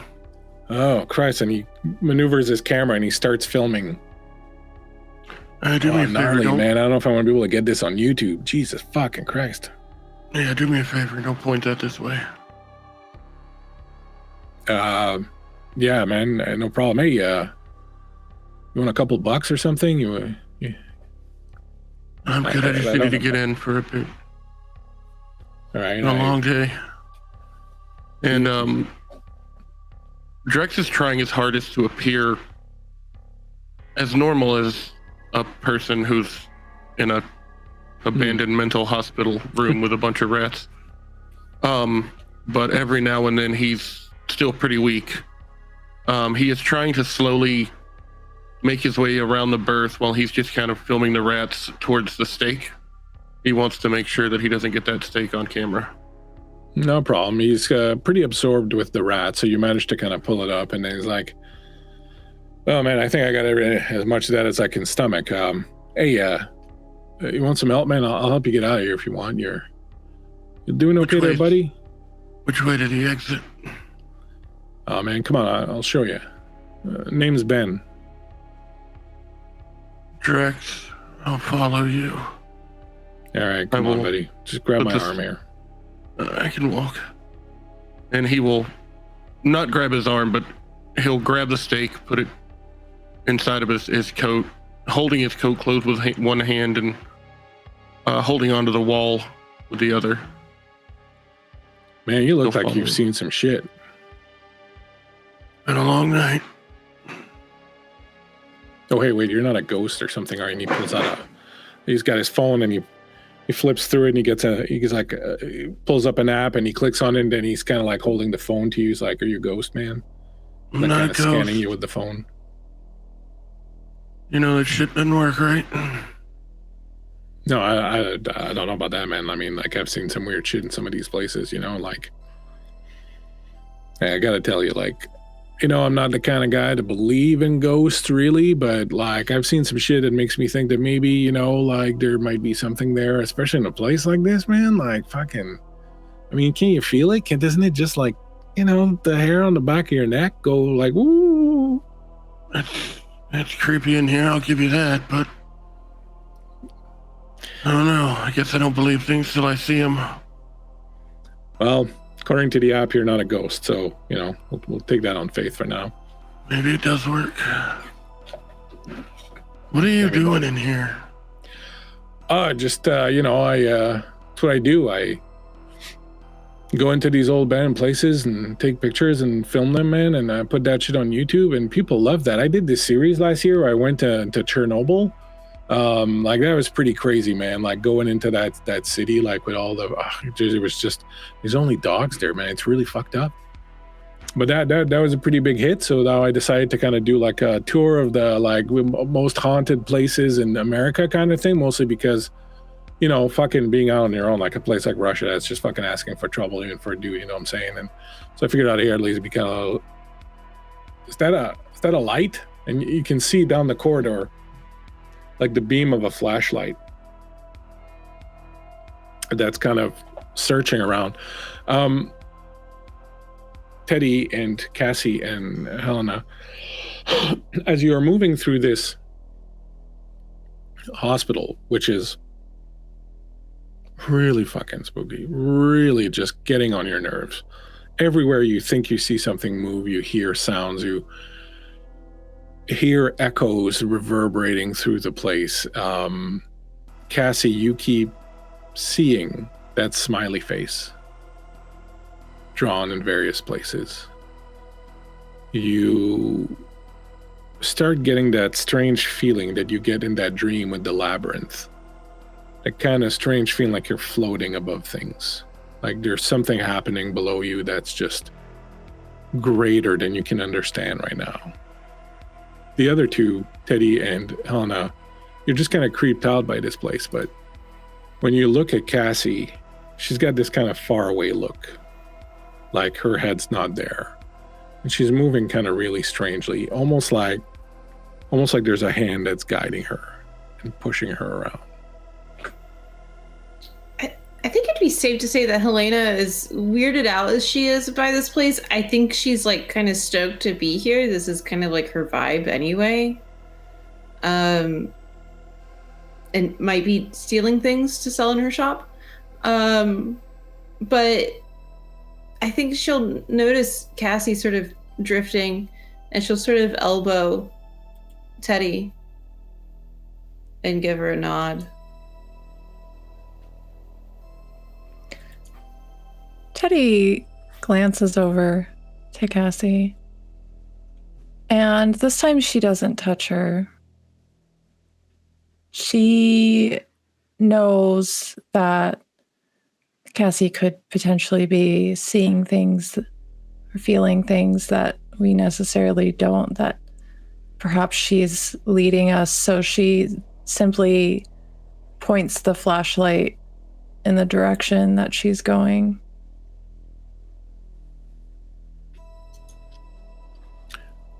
As you move down the corridor, you start hearing voices echoing down the corridor at you.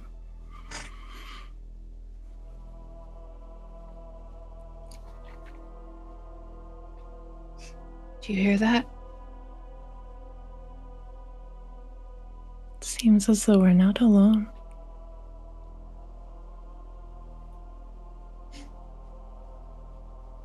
I think Helena will sort of put a finger up to her lips, and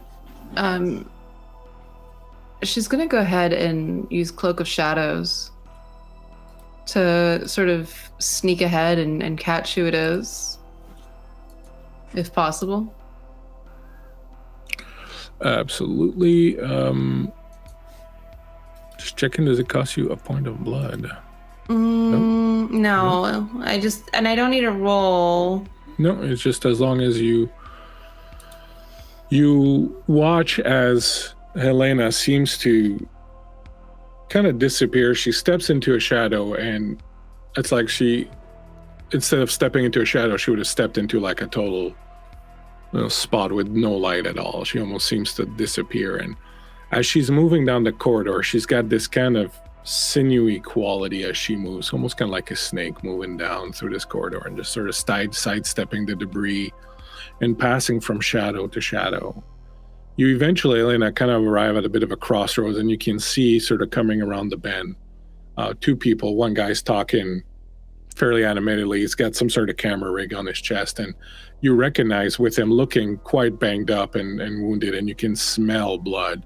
As soon as you round the corner, you can smell kindred blood, really, really potent, really strong. And you see Drex. Can I wait for them to pass by for Helena to reach out and grab Drex by the back of his arm? Yeah, so as you're going by, I will give Drex an opportunity to give you a little bit of a spot, but Ben is way too engrossed in his story to notice. But go ahead, Drex, and give me a perception plus alertness roll. Remember, you each have 2 advantages if you feel like using one. That is 3 successes. So, Drex, as you come up, you will notice that there's someone hiding there, and you kind of recognize the face of Helena hiding in the shadows and watching you as you're moving forward. Ben doesn't seem to have noticed anything. He will kind of turn, look her directly in the face so she has no doubt that he sees her, and just kind of nod his head yes and keep following. And then there was that time where I tried to get into Pyongyang, but I mean, let me fucking tell you, that thing is sewn up shut, fucking tighter than the fucking Pope's butthole. I mean, it was not fucking happening. So, I just, Cassie and Teddy, you now hear this voice coming in and sort of talking. And Bones, you said you wanted to reach out and do something, or what are you doing? Yeah, I was going to reach out and grab Drex and yank him back down the hall towards Teddy and Cassie. So you grab him as he passes by. You kind of jerk him towards you. Ben's kind of going. He's like, hey man, what's it? Hey, and he turns around and he looks at you. And the two of you, Cassie and Teddy, can now see like this guy there, and you see Drex being kind of hauled back towards you. Hey man, is that a friend of yours? It's all good. I'm good from here. Oh, all right. Man, a lot of people in this fucking place. He comes walking along. You pull Drex towards Cassie and Teddy, and then the 4 of you are now together in this really dank, horrible, creepy corridor. See? The crystal told the truth. Told you, Cassie. He's just fine. I wouldn't go that far. You're just fine. And and just for a point of clarity, did our little friend walk away, or is he there with us? Yeah, he's following. Oh. Wow, there's a whole bunch of you guys here. Helena's going to hiss at him immediately, like a cat, like a strange cat girl. Hey. It might be better if you leave. I'm all right. Hey. All right, man. Yep. Believe me, you do not want to make her mad. No, I'm getting that sense of. And he looks over at Cassie. You should already be gone. Yeah, all right, man. Look, it's all good. No worries. Luck on your thing. Yeah, it kind of got like a ZZ Top video vibe going. The old guy with the 3 good. Anyways, okay. Look, I'm good. I'm out of here. Back that way. 2 left, so you should be able to get out. All right, be careful. Good evening, ladies. Name's Ben. I don't think they care. Evening. Good evening, Ben. Come by the snake pit. I won't hiss that time. She might. As as I notice him start to get away, I want to watch him for as long as I can. I want to make sure he's not like hiding around a corner trying to film us or something. No, he's gone off.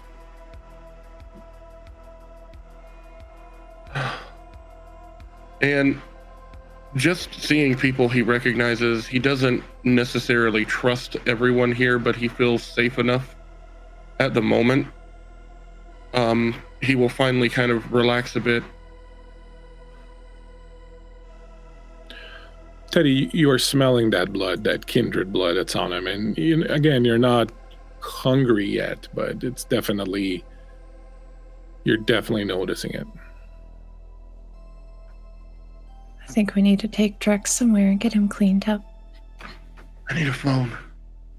He's going to start reaching in all of his pockets. Was his phone taken? Or does he have it with him? His phone is in his pocket, but it has been smashed. He'll pull it out and just kind of look at it. Fuck. Helena will offer her phone to you. Do you have Sunshine's number? Do I have Sunshine's number? Do you have Sunshine's number? I would imagine I would have his number. She'd have Hayden's number, and she'll text Hayden for Sunshine's number.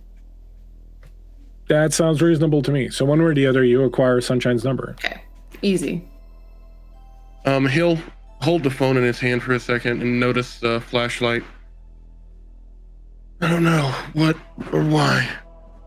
A lot of questions right now. But I'm going to tell you one thing.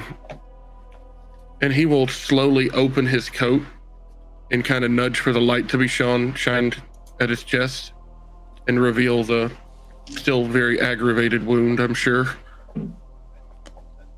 Yeah, Teddy shines the flashlight on him and holds it there. Do not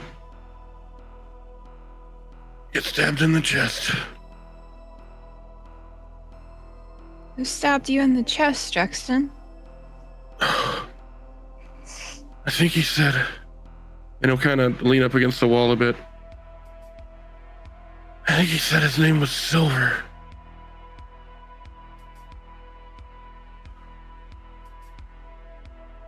I don't know. I was following some leads, trying to get some information. I ended up in a sewer tunnel.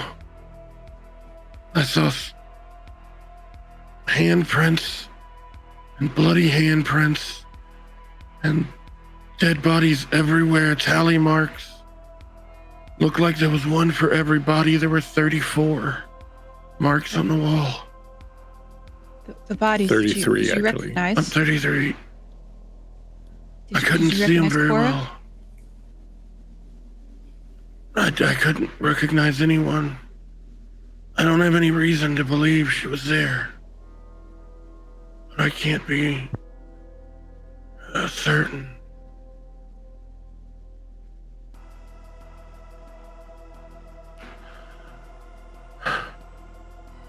As you guys are talking, you notice that Teddy's just like holding the flashlight and like beginning to hyperfixate on the wounds.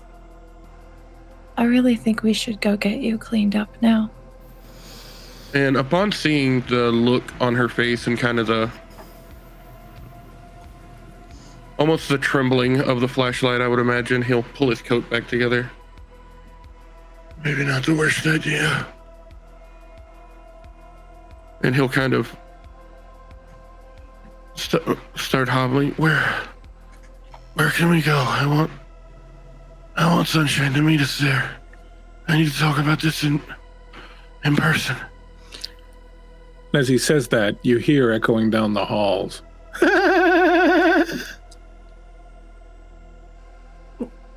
This Drexton will immediately just freeze. We should go.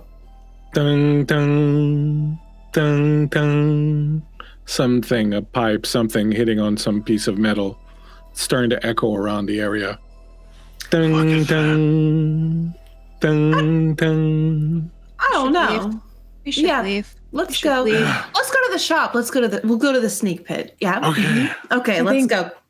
Teddy quickly flicks the flashlight off, and she's going to use her unseen presence and let the shadows devour her. You fade into the shadows. A lot of you start scrambling, running down the hall. As you do, heading down the hall, you see coming down the other end of it a number of figures moving. They're walking around, kind of moving in a strange fashion as they're approaching you down the corridor you were heading towards. You hear, "Hey, we're just here to help. You guys need help? You look like you need help. We're We can help good. you." I assure you, we're just fine. I'm going to use my own cloak of shadows, and I'm going to envelop myself in Drexter. Helena, you are standing there alone now.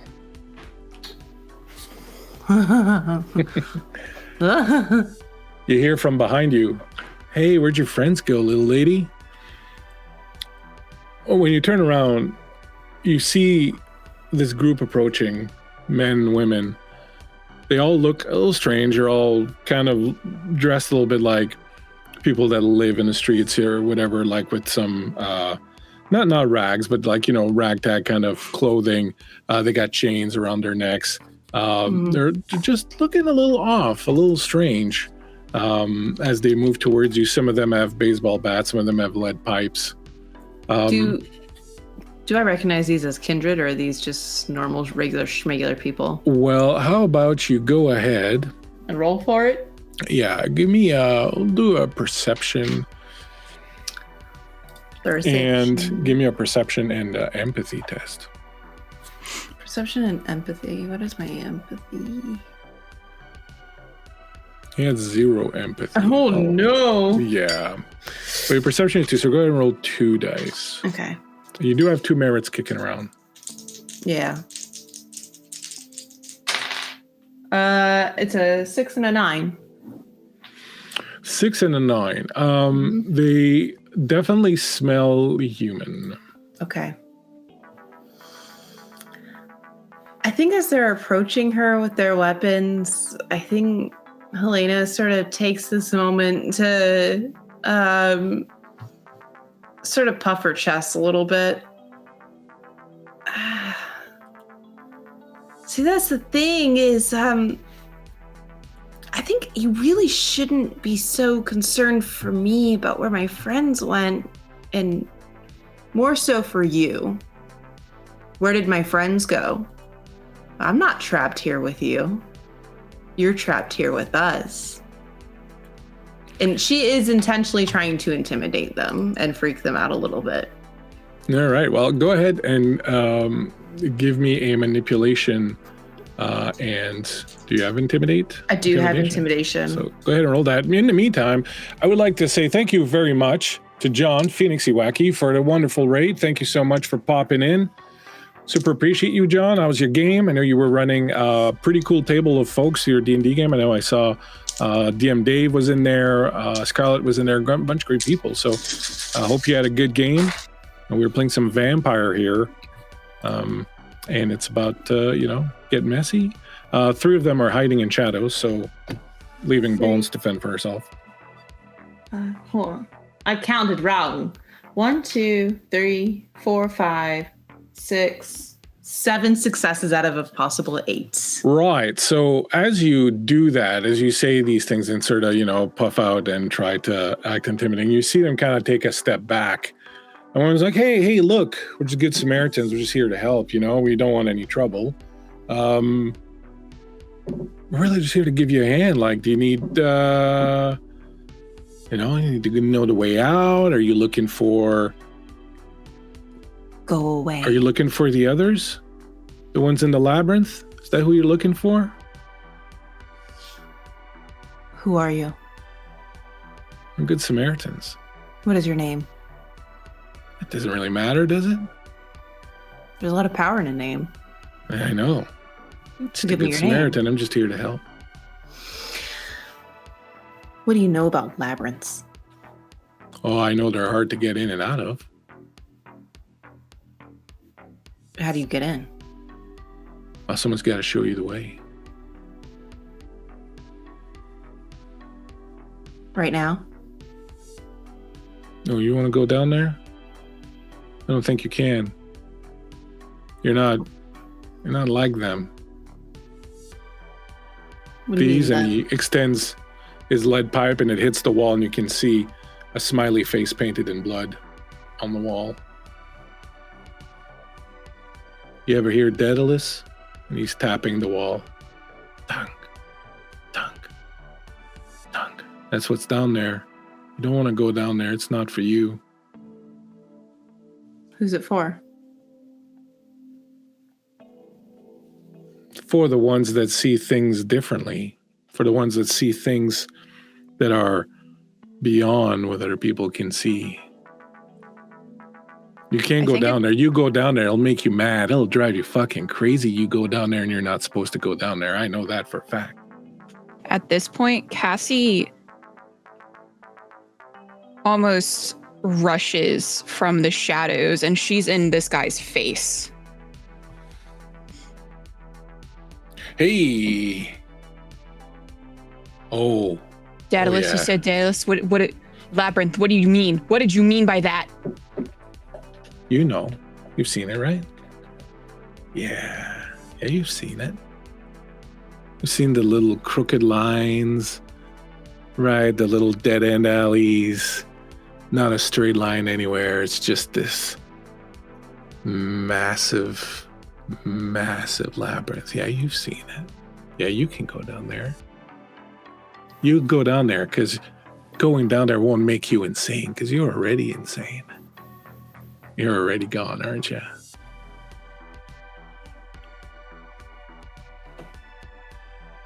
Yeah, you can go down there. You're the only one.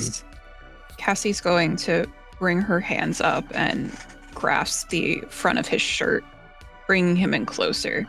Oh, hey, sister. We're just How here do you to get help. down there? Tell me. I've been down there, but not down there, you know? So you don't even know either. I You're just don't wanna talking go through your down teeth. there. Hey, I'll take you down there if you want. I'm just saying, I can't take them. They go. They're gonna fucking lose their marbles. They're gonna be just like you. You don't want them to be just like you. I think at him saying you don't want them to be like you, she's sort of almost like she's been burned. She'll sort of back away, her hands sort of coming up back towards her body.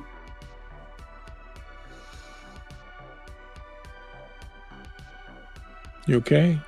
They frighten you? She's not scared of you. Oh.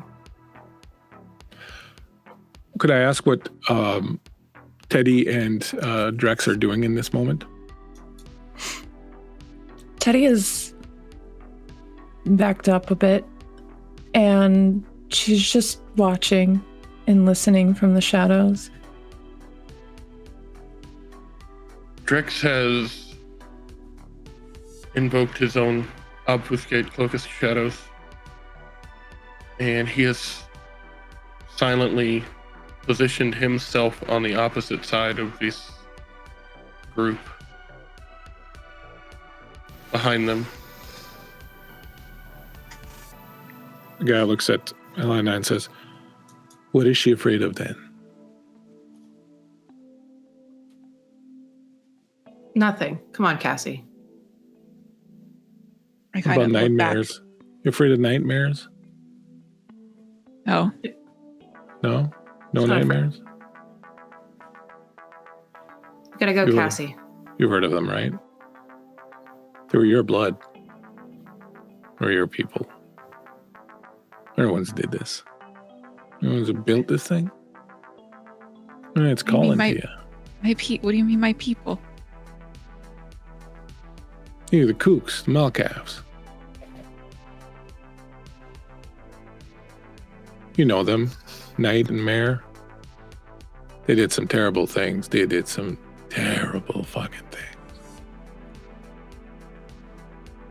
And they kind of broke this place. Broke it in a way that, like, you know, most of us can't fathom. We can't grasp it. But you've seen it, you know. Daedalus, you know. You know, right?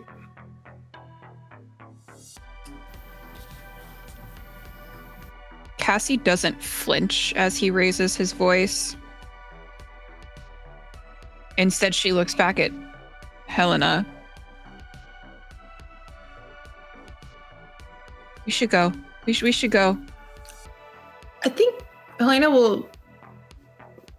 I don't think Helena's very soft, ever. But I think that she'll know when something is odd and not sitting right, and she'll open her arm up to Cassie. Let's go. Cassie she backs away a couple of paces from the man at first before turning fully to meet with Helena, and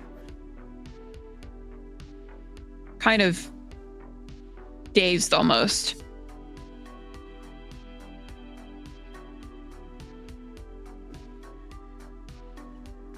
Don't listen to him. Fuck that guy. Hey man, look what we found.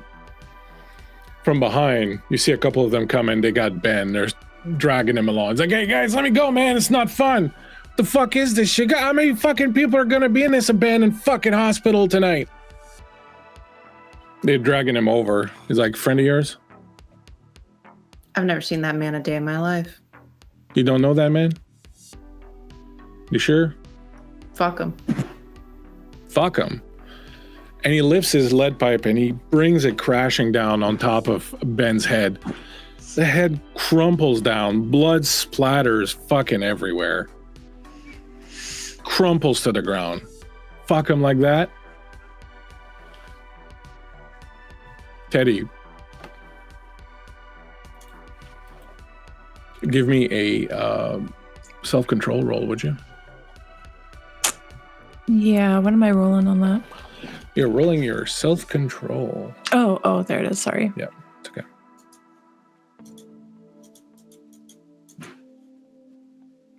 3 successes. Okay, pretty good. That blood is right there, and it hits you right in the face, and you smell it, and there's a little bit that's landed right on your shoe. And you can see it glinting there, this beautiful, deep crimson spot of red. A lot of you smell that blood from Ben's head just fill the room. You're all fairly well fed, so it's not doing anything too much to you, but...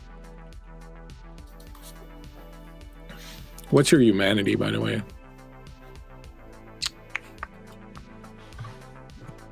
7.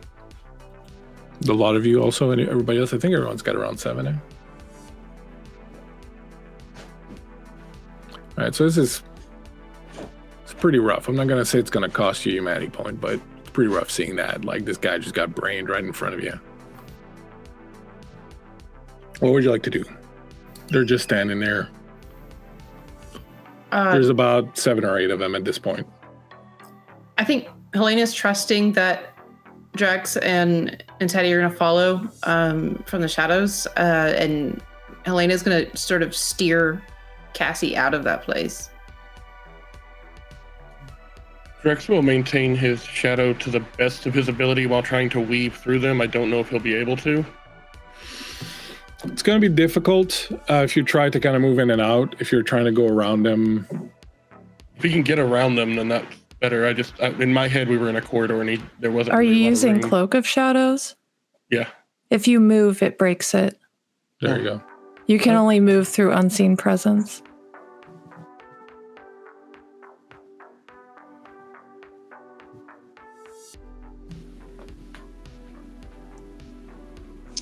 I think Teddy is just, for a moment, she's locked in on all that blood. And she's just staring. She's away again at her shoe. And when she hears the footsteps of her companions begin to move away in the distance, it snaps her back.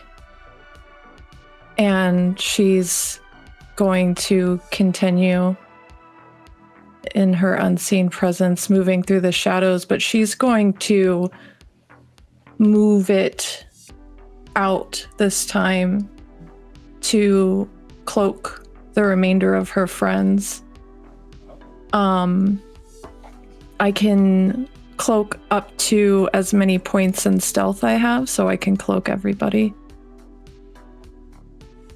And she's going to move towards the door with everyone else. As you start moving away, they kind of move aside, letting you move away. They're all staring at Cassie. They're all watching her go. And just before she's absorbed in the shadows and moving out with you, one of them, the guy that's been talking the most, looks at you, Cassie, and goes, "Come home, will you? Come home."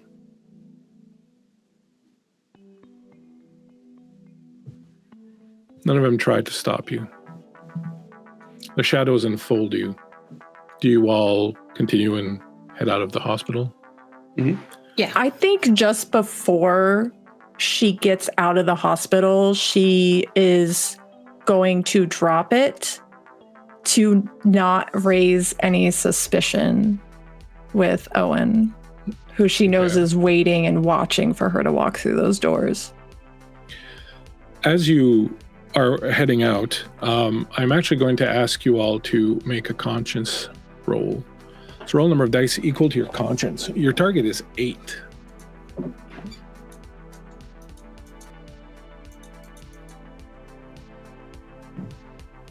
I got a 9 on one of those.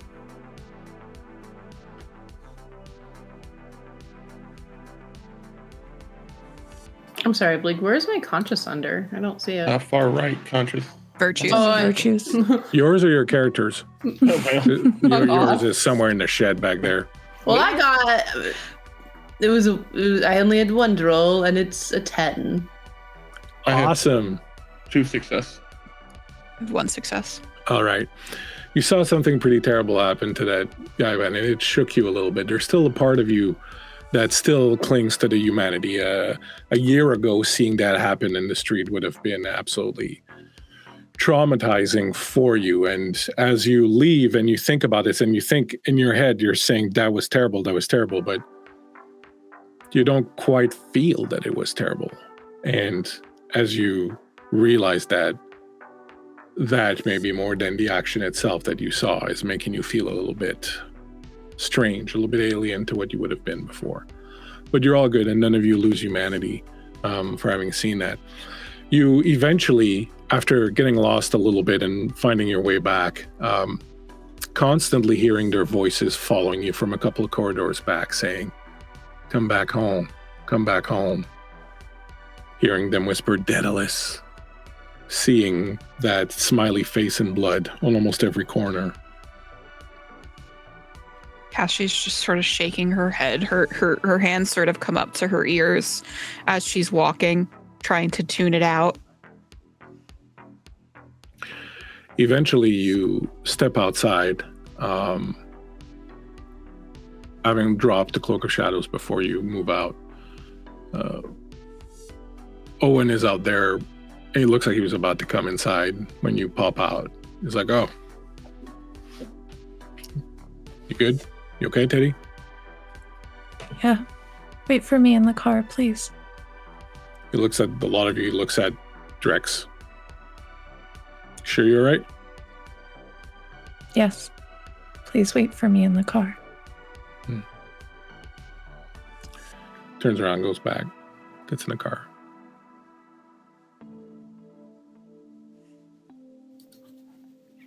Teddy turns to Cassie, and she takes up one of her hands again. "I have to leave. But please, let me know. Message me. Okay. Be safe. Take care of Drex. Take care of yourself." Okay. And she places a kiss on the top of her hand before releasing it. I can still see you. Still see me. Okay. Not gone. Not gone. And Teddy's gonna head to her car.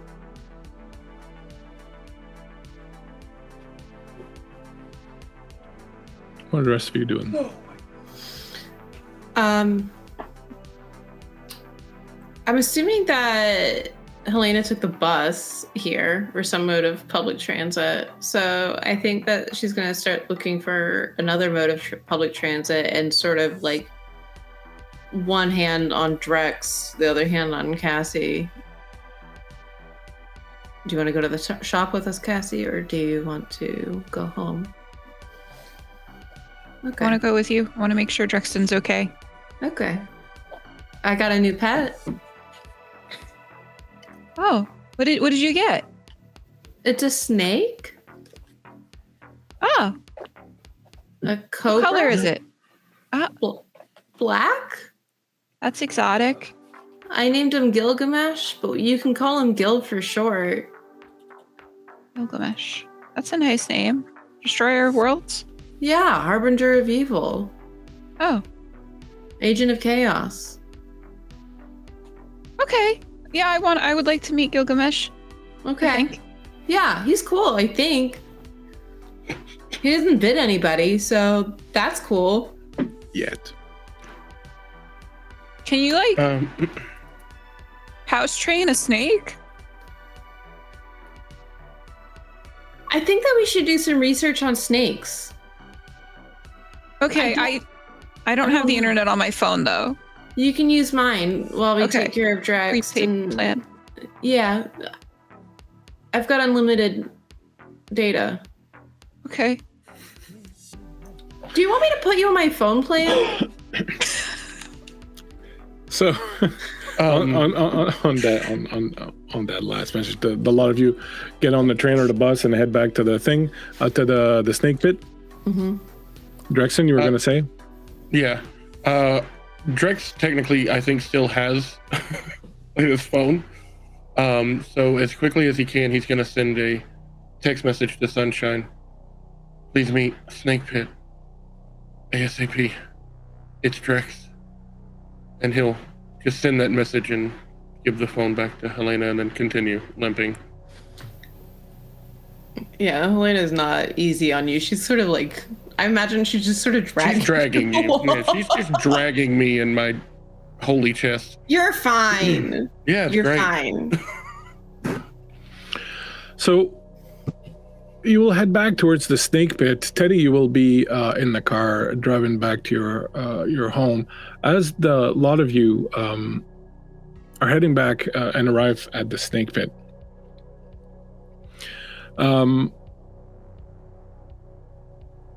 Give me, all of you that are going to the snake pit, give me a alertness. So give me a wits plus alertness roll.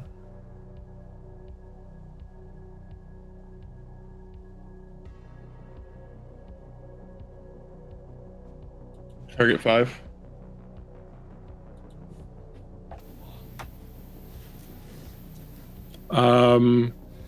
Yeah. 3 successes. 2. That also 3 successes.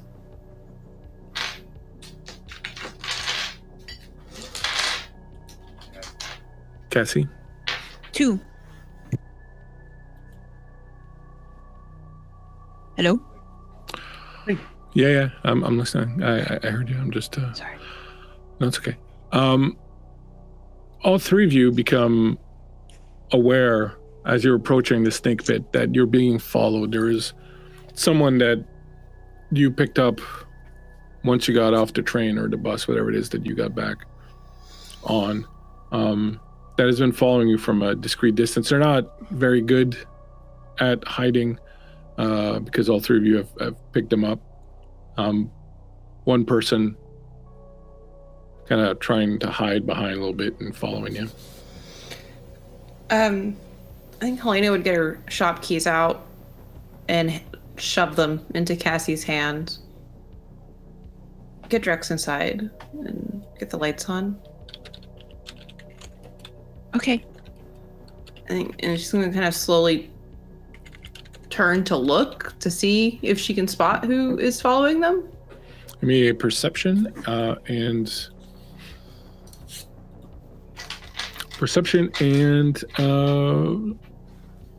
alertness. That is a D6. What am I doing? An alertness. I am. Since 5 total. That's a D12. Holy shit. 3, 4, 5. That is 1, 2, 3 successes. So you went back into the snake pit, right? You're looking outside to see if you can spot them. Mm-hmm. You can see the outline of them at the corner of a street, and then they're not there anymore. Did his outline have a hat? No. Interesting. What about a long coat? Neither. Okay. I think Helena will go in and lock the door.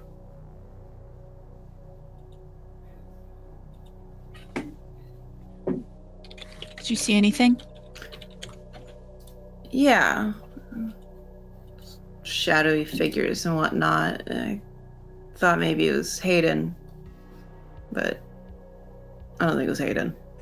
You don't think those people followed us, do you? No.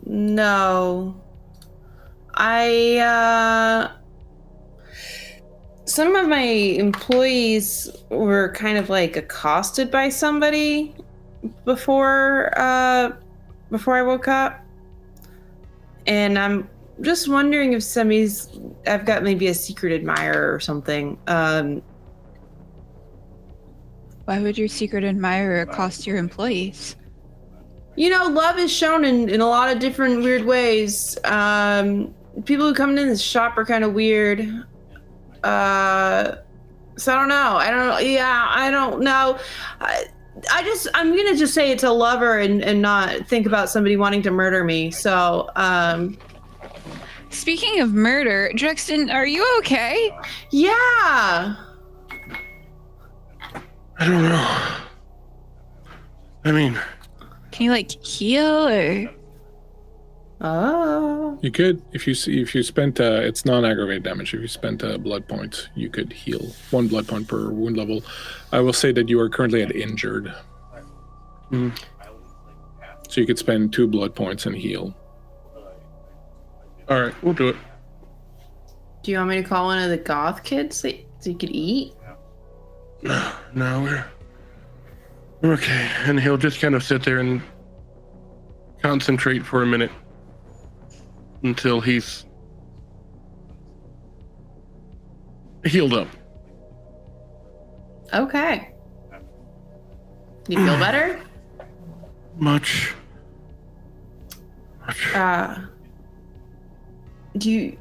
I was attacked in the sewers. I said it before, I don't know if you heard, but something named Silva.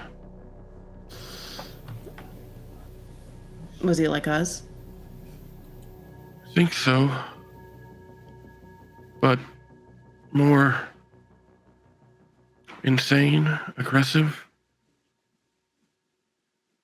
Took a lot of my blood. For what? Punishment. What did you do? It's not what I done, it's what I have to do now. What do you have to do? I have another case.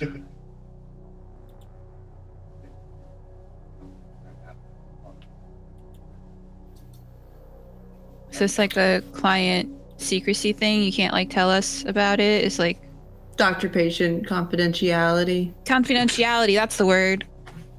It's more of the less I tell you, the less trouble you may find yourself in. So, you should know that Sunshine showed up at my apartment tonight wanting us to come find you, because if something happens to you, if you're up to no good or whatever, it's gonna fall on all of us.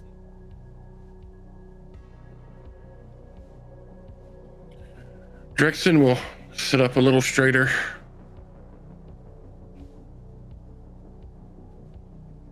Does the name Charlotte Rojas ring any bells?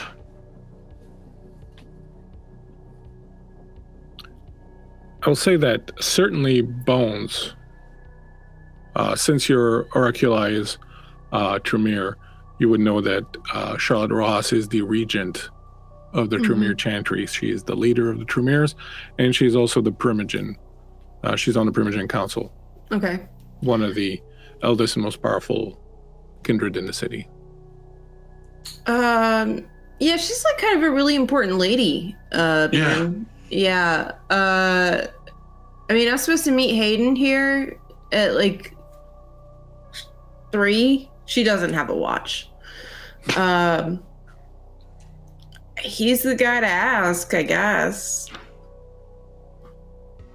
He wants to know where she sleeps. In her bed.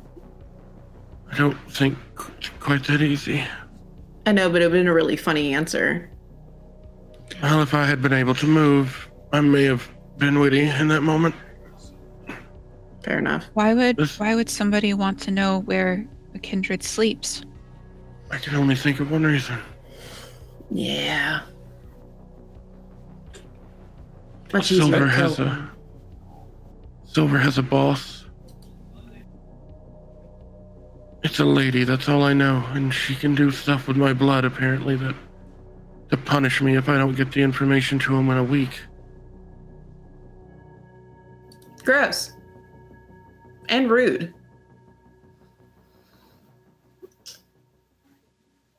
What? As you're pondering the grossness and rudeness of this, Cassie, you hear a voice coming from the back room.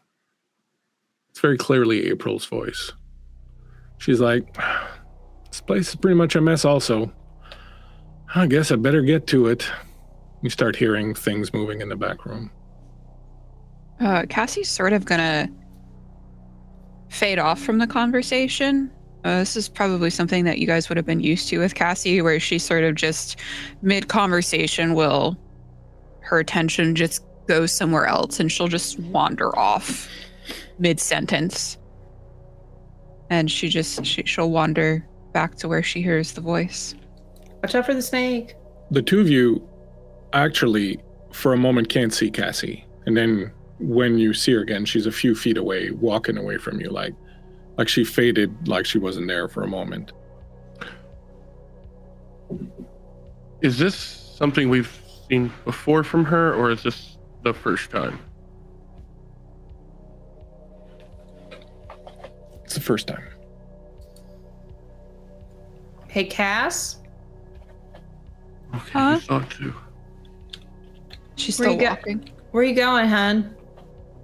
Just back here. Why?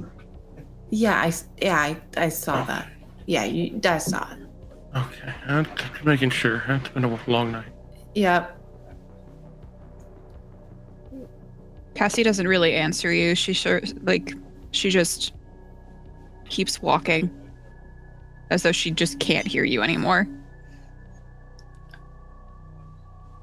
You get to the back door, you hear sounds of someone cleaning, boxes being moved, things like that. Oh dear. I don't think Helena would like it if you going through her belongings. You open the door. Mhm. When you open the door, the room is dark. You don't see anything. It's just shelves, boxes, a little shipping area.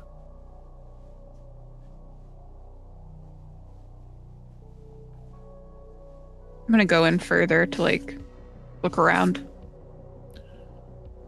You go in and you become aware of a presence over your shoulder, someone standing just off in the shadow.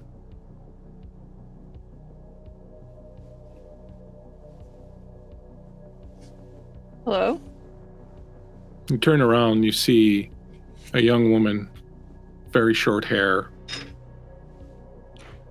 a canvas jacket on. She says, "Hi, Cassie. My mother said you could help me." And you recognize Cora from the pictures you've seen of her. I need help, Cassie. What do you need help with? We've been looking for you. I know. And they're looking for you. Who? Meanwhile, across town. Look at the stain on Marion's face.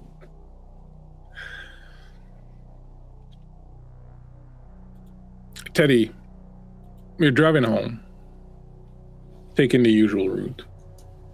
Owen has not been questioning you or anything, just driving. You find yourself maybe drifting off. What would be on Teddy's mind at this point? I think Teddy would be thinking about the meeting in the hospital with all these people, wondering who they might be,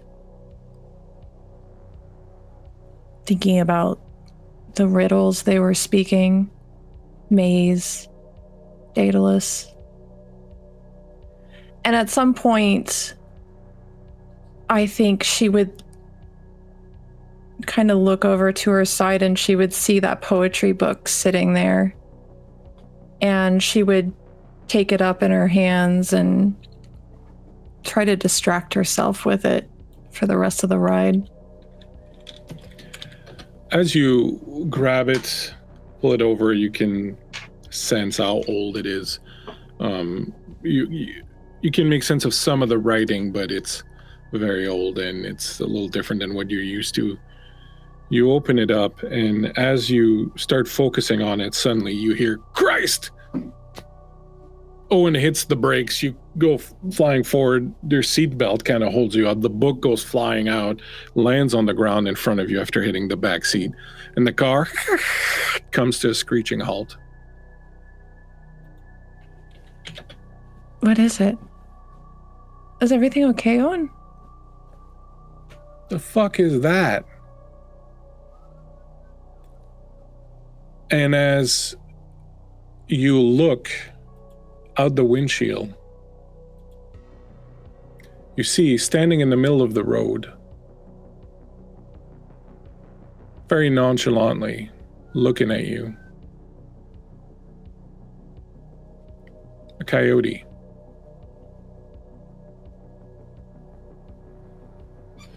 It's just standing there in the headlights of the car, looking in your direction, looking away a little bit.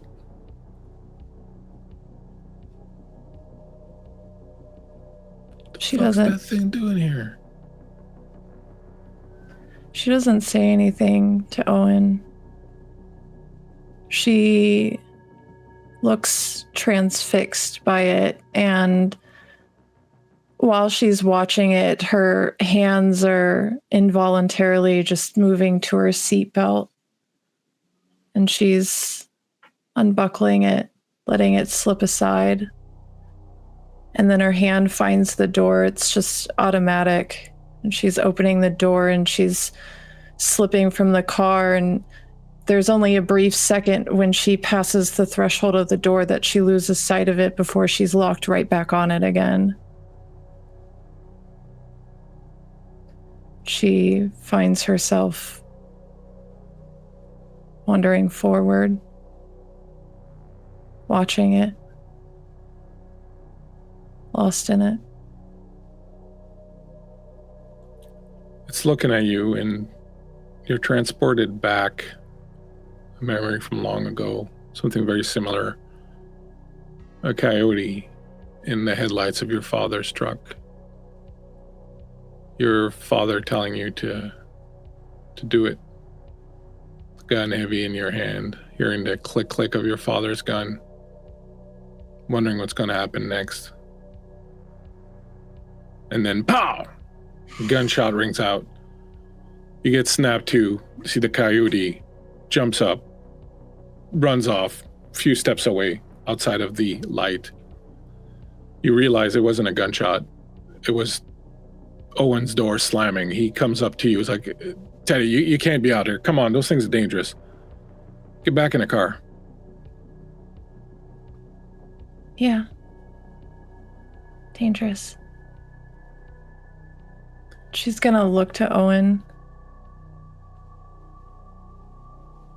Promise that you'll forget tonight.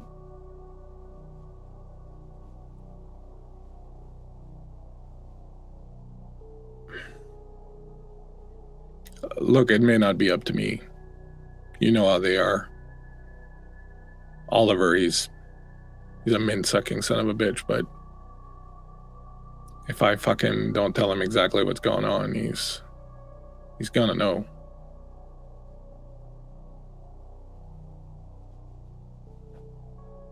Yeah.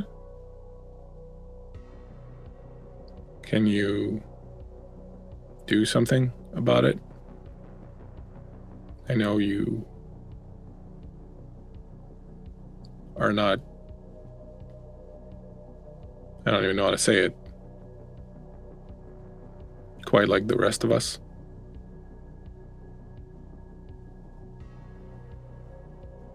Take me home, Owen. She's gonna turn away and find her place back in the car. He's gonna come up and close the door behind you. He's gonna look back in the direction of the coyote who's still hanging out there on the side of the road now. Owen's gonna get back in the car. Put your seatbelt back on. She's looking out the window, watching the coyote as she's buckling her seatbelt again. The coyote gives you one last look, then turns around, pads off away into the darkness between buildings. You good to go? Yeah. And the car takes off, heading back towards the building where your apartment is. Somewhere out there, the coyote still there, hanging around the edges of your memory. And that is where we will end tonight.